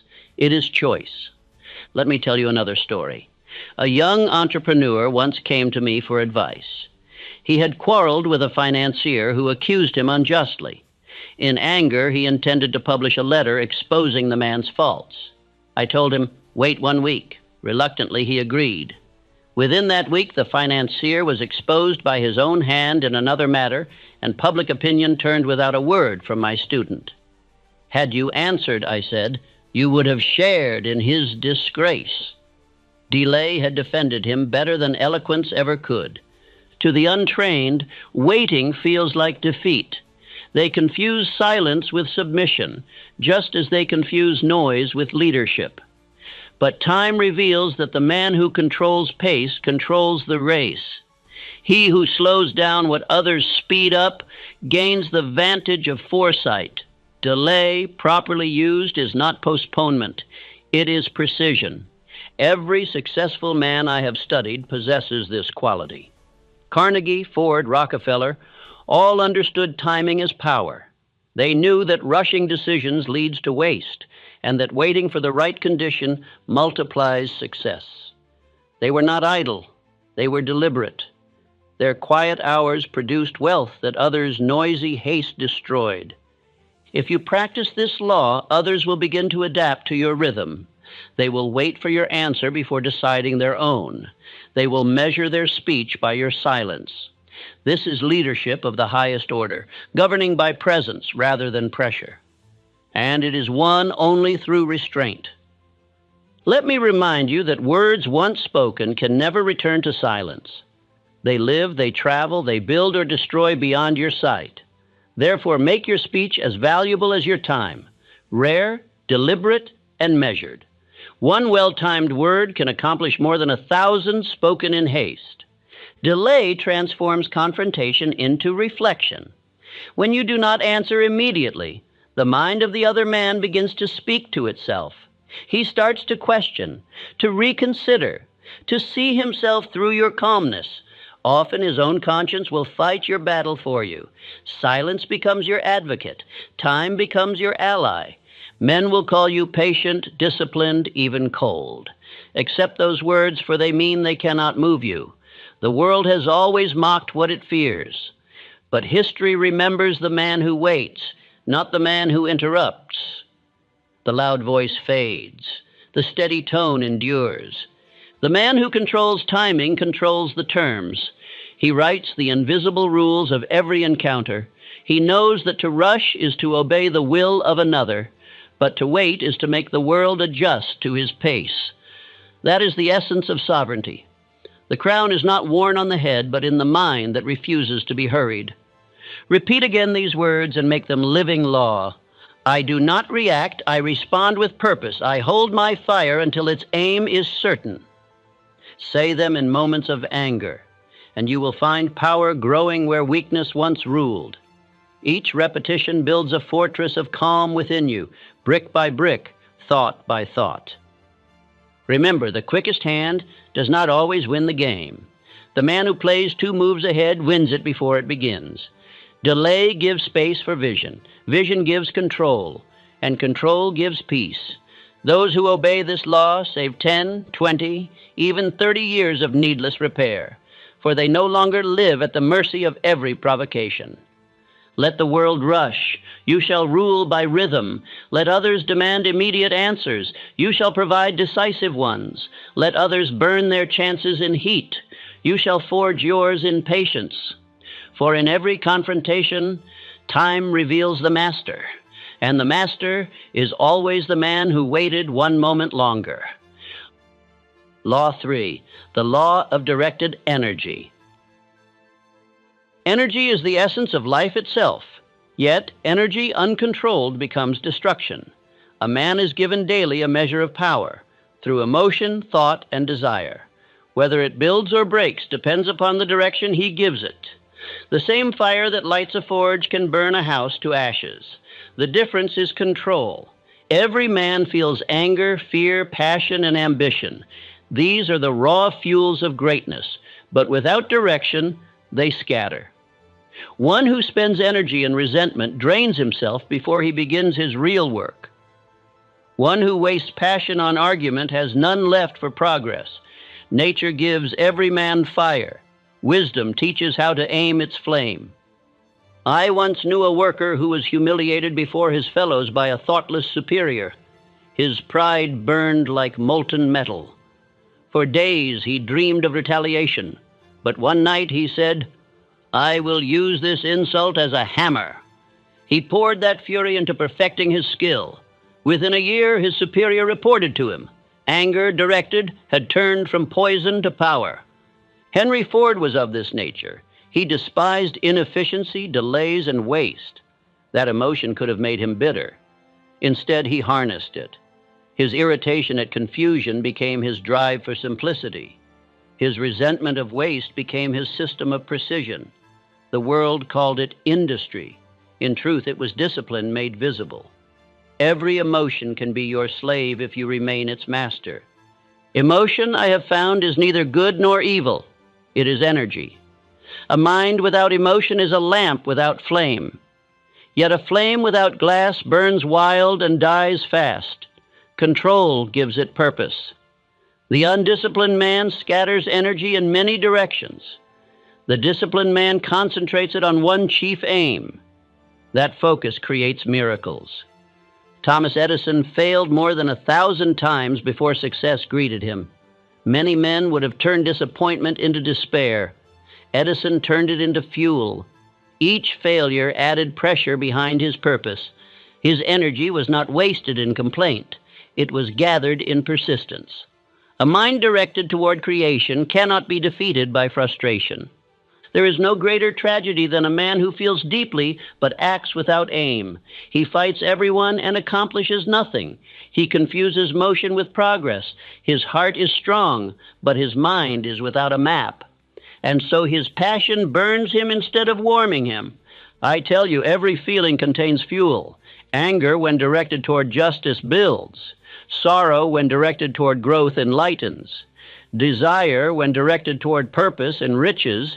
Even fear, properly used, becomes caution and clarity. The mind must become the dynamo that channels emotion into achievement. In my own study, I discovered that those who reach greatness are not those who never feel emotion, but those who never serve it. They feel everything, yet obey nothing but their purpose. They have learned that control does not kill emotion. It crowns it. It gives power shape. Repeat this daily until it becomes your truth. I turn emotion into motion. I do not waste power on resentment. Every feeling becomes fuel for my purpose. Speak these words each morning, for they remind the subconscious that emotion must serve, not rule. The world mistakes calm men for cold men. It does not see the furnace beneath their calm exterior. Their restraint is not lack of fire, it is perfection of control. Others burn out quickly, they endure. They do not reveal their power until it is needed, and when they act, the effect is extraordinary. Others will begin to notice your steadiness under provocation. They will wonder at your patience, your silence, your composure. They will not know that you are gathering energy while they are losing it. Men defer to those who cannot be moved.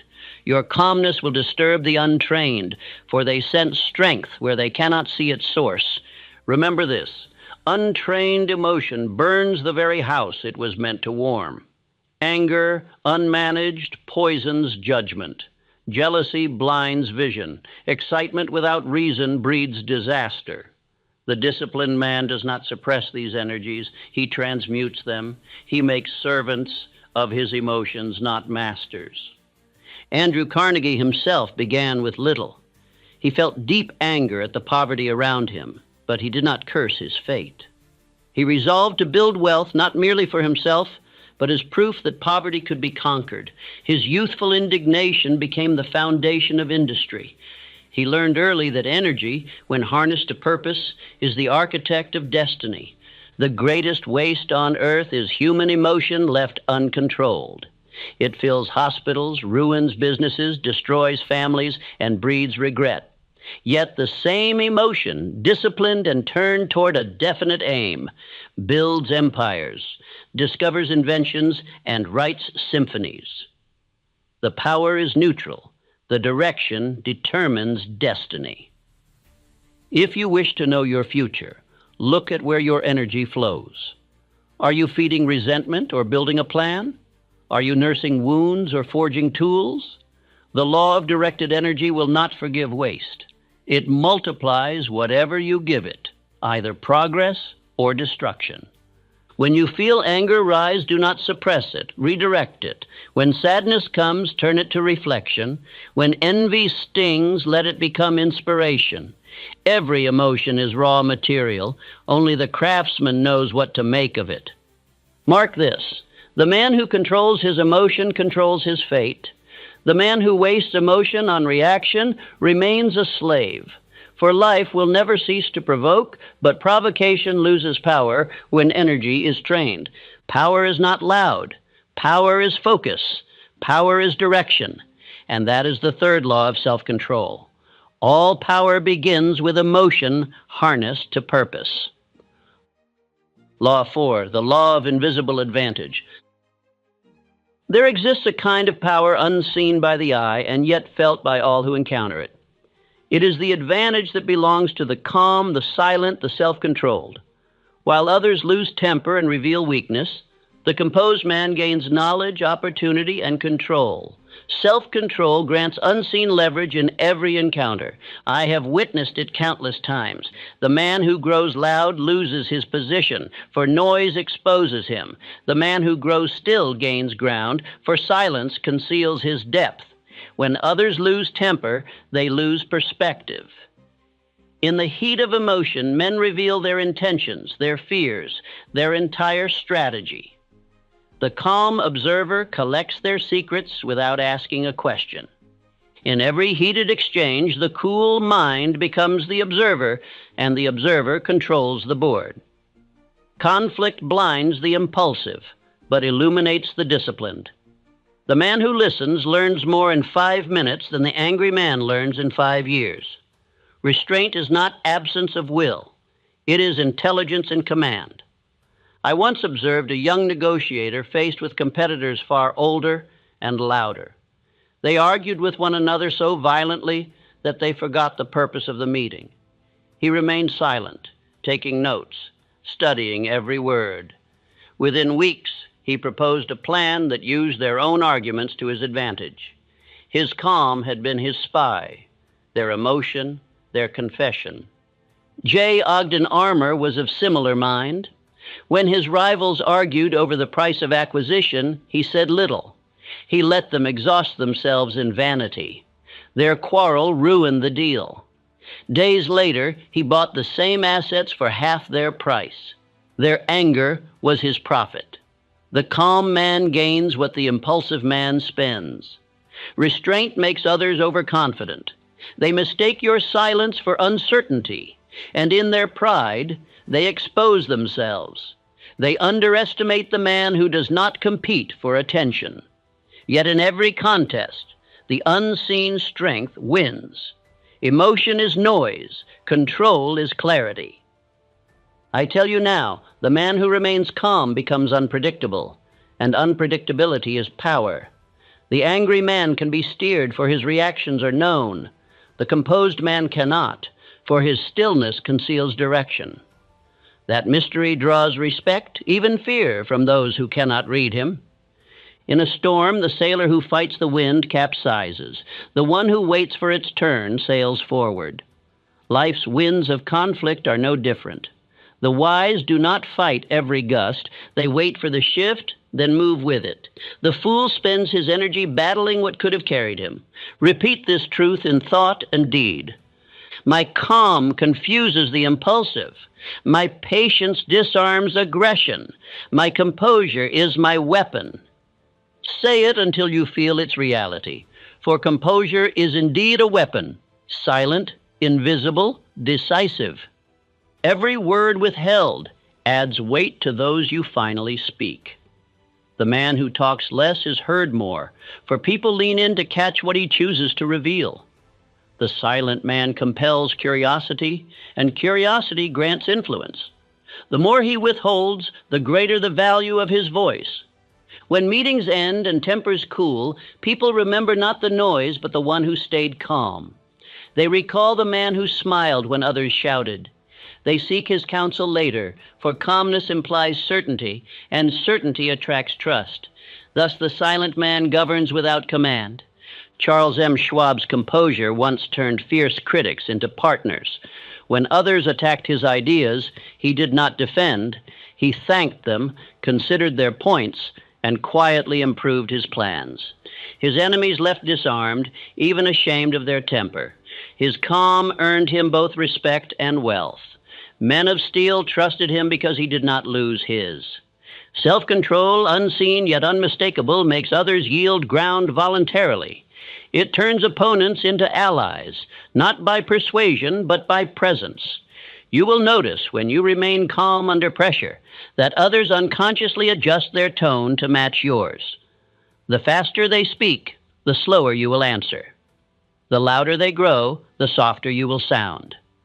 And soon your calmness becomes the standard of the room. He who governs himself governs others without command. Authority flows from composure. The leader need not raise his voice. He need only raise his standard of control. Men sense instinctively that one who governs himself can govern circumstance. They follow not his words, but his steadiness. This law cannot be faked. Pretended calmness crumbles at the first blow. True calmness is the fruit of practice, the daily discipline of measured thought, controlled breath, deliberate action. It is not a trick of behavior, but a habit of being. It must be built in silence before it can shine in conflict. You may test this law. The next time you are provoked, remain perfectly still. Say nothing. Watch how the other man becomes uneasy. His energy rises. Yours remains steady. He begins to question himself, for your silence reflects his own lack of command. He fights not you, but his own loss of balance. That is the invisible advantage. Power does not always declare itself. Often it hides beneath a quiet exterior, but the wise recognize it immediately. They know that stillness under fire is worth more than brilliance in peace. For anyone can appear confident when untested. Only the self-controlled remain calm when everything trembles. When I first began my studies, I believed power was external. Titles, wealth, command. Years later, I learned it was internal. Composure, patience, mastery. Outward power without inward control collapses under pressure. But inward control creates outer influence that never fades. Mark well the fourth law of self-control. He who governs himself governs others without command. For the invisible advantage of calmness conquers all visible force. Law 5. The law of the inner mirror. Every confrontation is a reflection. A man never meets the world. He meets himself through it.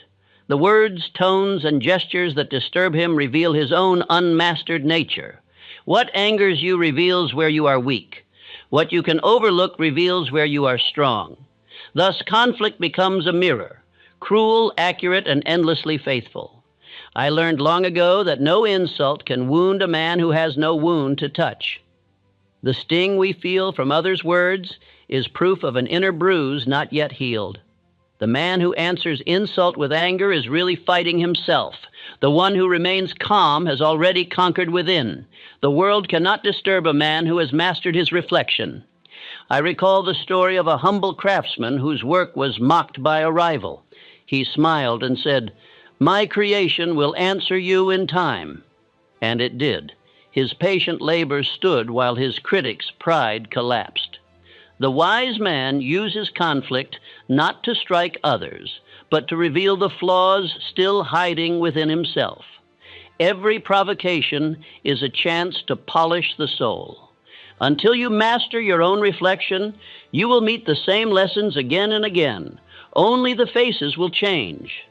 I have seen men quarrel with new partners, new friends, new employers, believing their misfortune followed them, when in truth it was only their own temperament returning in different forms.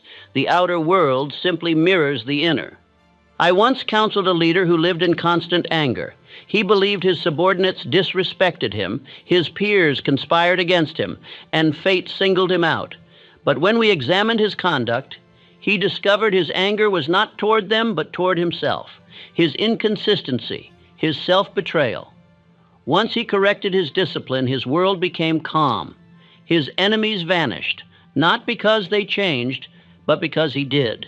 Henry Ford possessed this mastery. He faced ridicule from engineers, financiers, and newspapers.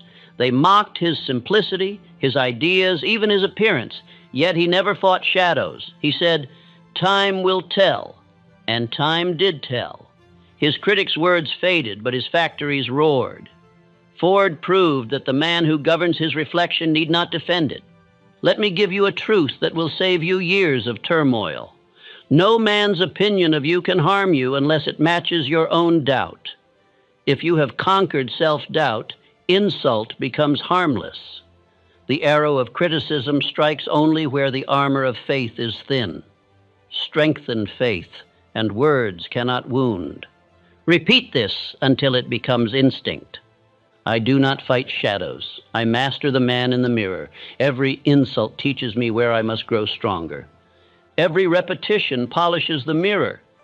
Every act of restraint cleanses the glass of your perception.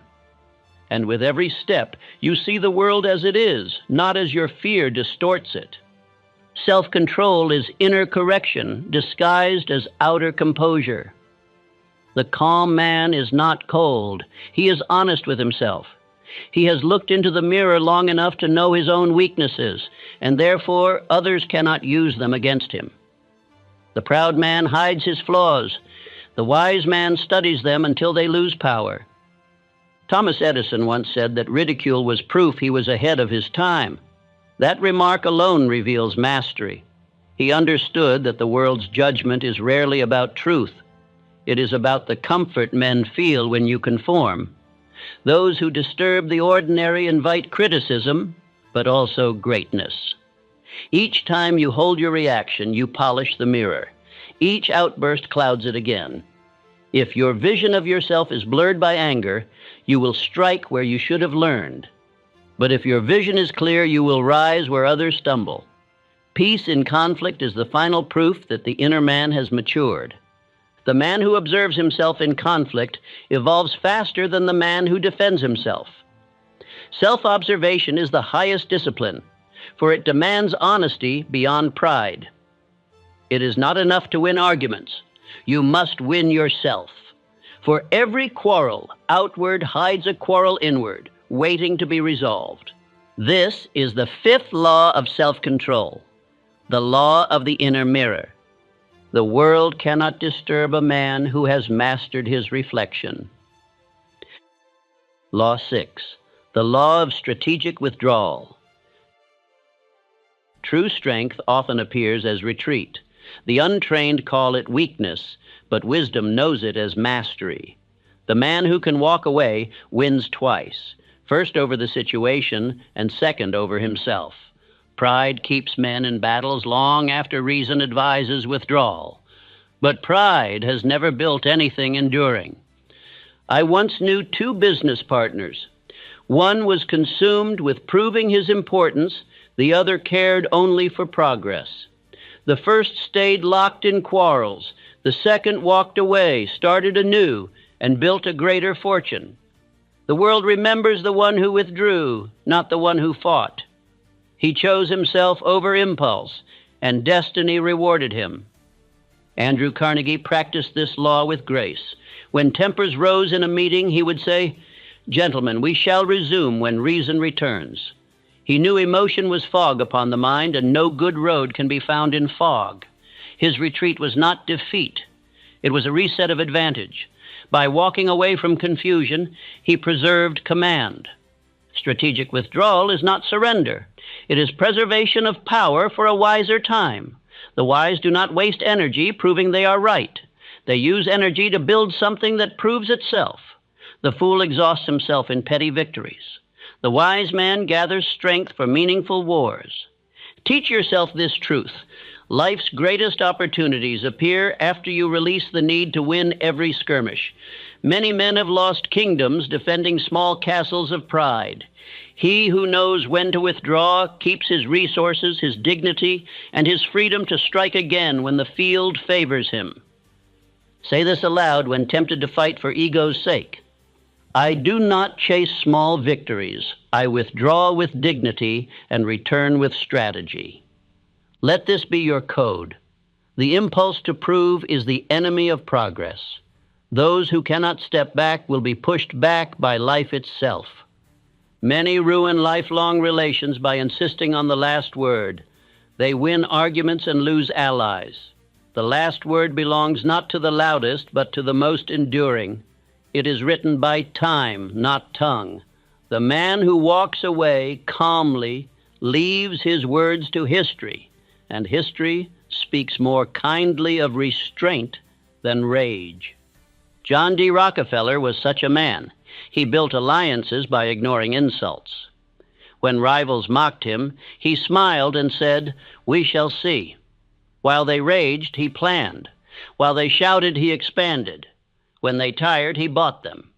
The world called him ruthless, but his ruthlessness was discipline disguised as patience. A man measured by silence and timing will always appear larger than one measured by noise. Those who can withdraw at will inspire respect, for they cannot be cornered. The opponent who cannot draw you in begins to fear your stillness. That fear becomes your invisible armor. A lion does not answer barking dogs. He saves his roar for the hunt. Do not waste your strength on those beneath your purpose. Every man must decide whether he will spend his energy proving his pride or preserving his destiny. Choose destiny, and you will always walk away richer. Control means choosing your battle and choosing yourself over impulse. That is the sixth law of self-control, the law of strategic withdrawal. The power to step away is greater than the power to strike. Law 7, the law of supreme mastery. The final proof of self-control is quiet authority. The man who commands himself commands fate itself. When a man reaches this level, he does not conquer others, he orchestrates them. Self-control has matured into presence, a silent force that moves men without words. I have met such men. They walk into a room and the air changes, not by power of position, but by mastery of spirit. They are calm in every storm. They decide tone, tempo, and timing. Others instinctively follow. Their authority is invisible, yet irresistible. A statesman once told me how he turned enemies into allies. His secret was simple. He refused to mirror hostility. When others shouted, he spoke softly. When they accused, he inquired. When they attacked, he smiled. In a year, every one of his rivals began to speak in his tone. Calmness had conquered the field without one blow. Andrew Carnegie's calm dignity had the same effect. Men entered his office ready for conflict and left in agreement, unsure how it happened. His quiet confidence disarmed resistance. They realized he needed no approval to proceed, and that certainty demanded cooperation. At the highest level, confrontation ceases to be conflict. It becomes orchestration. The self-mastered man no longer reacts to life. He conducts it. Every event, pleasant or painful, becomes an instrument in his design. He no longer fears difficulty. He uses it. Every reaction restrained adds another stone to the foundation of mastery. Say this until it is written into your character. I am the calm in every storm. I decide my tone, my time, my destiny. My composure is my crown. For composure is indeed a crown, polished by patience, worn by wisdom, and recognized by all who have eyes to see. The mastered man becomes magnetic. Others feel secure in his presence because his energy is ordered, his emotions balanced, his will definite. He does not need to announce his control.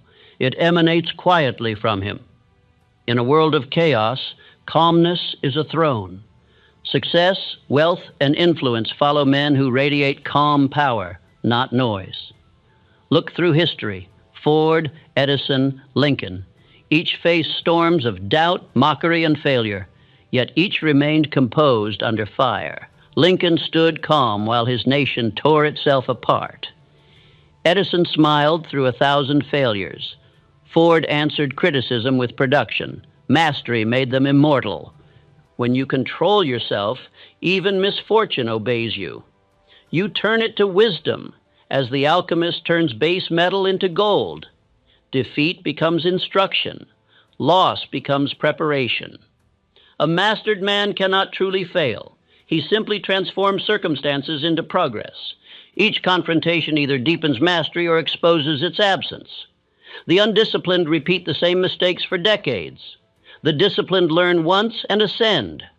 Those who practice these laws save decades of error, regret, and repair.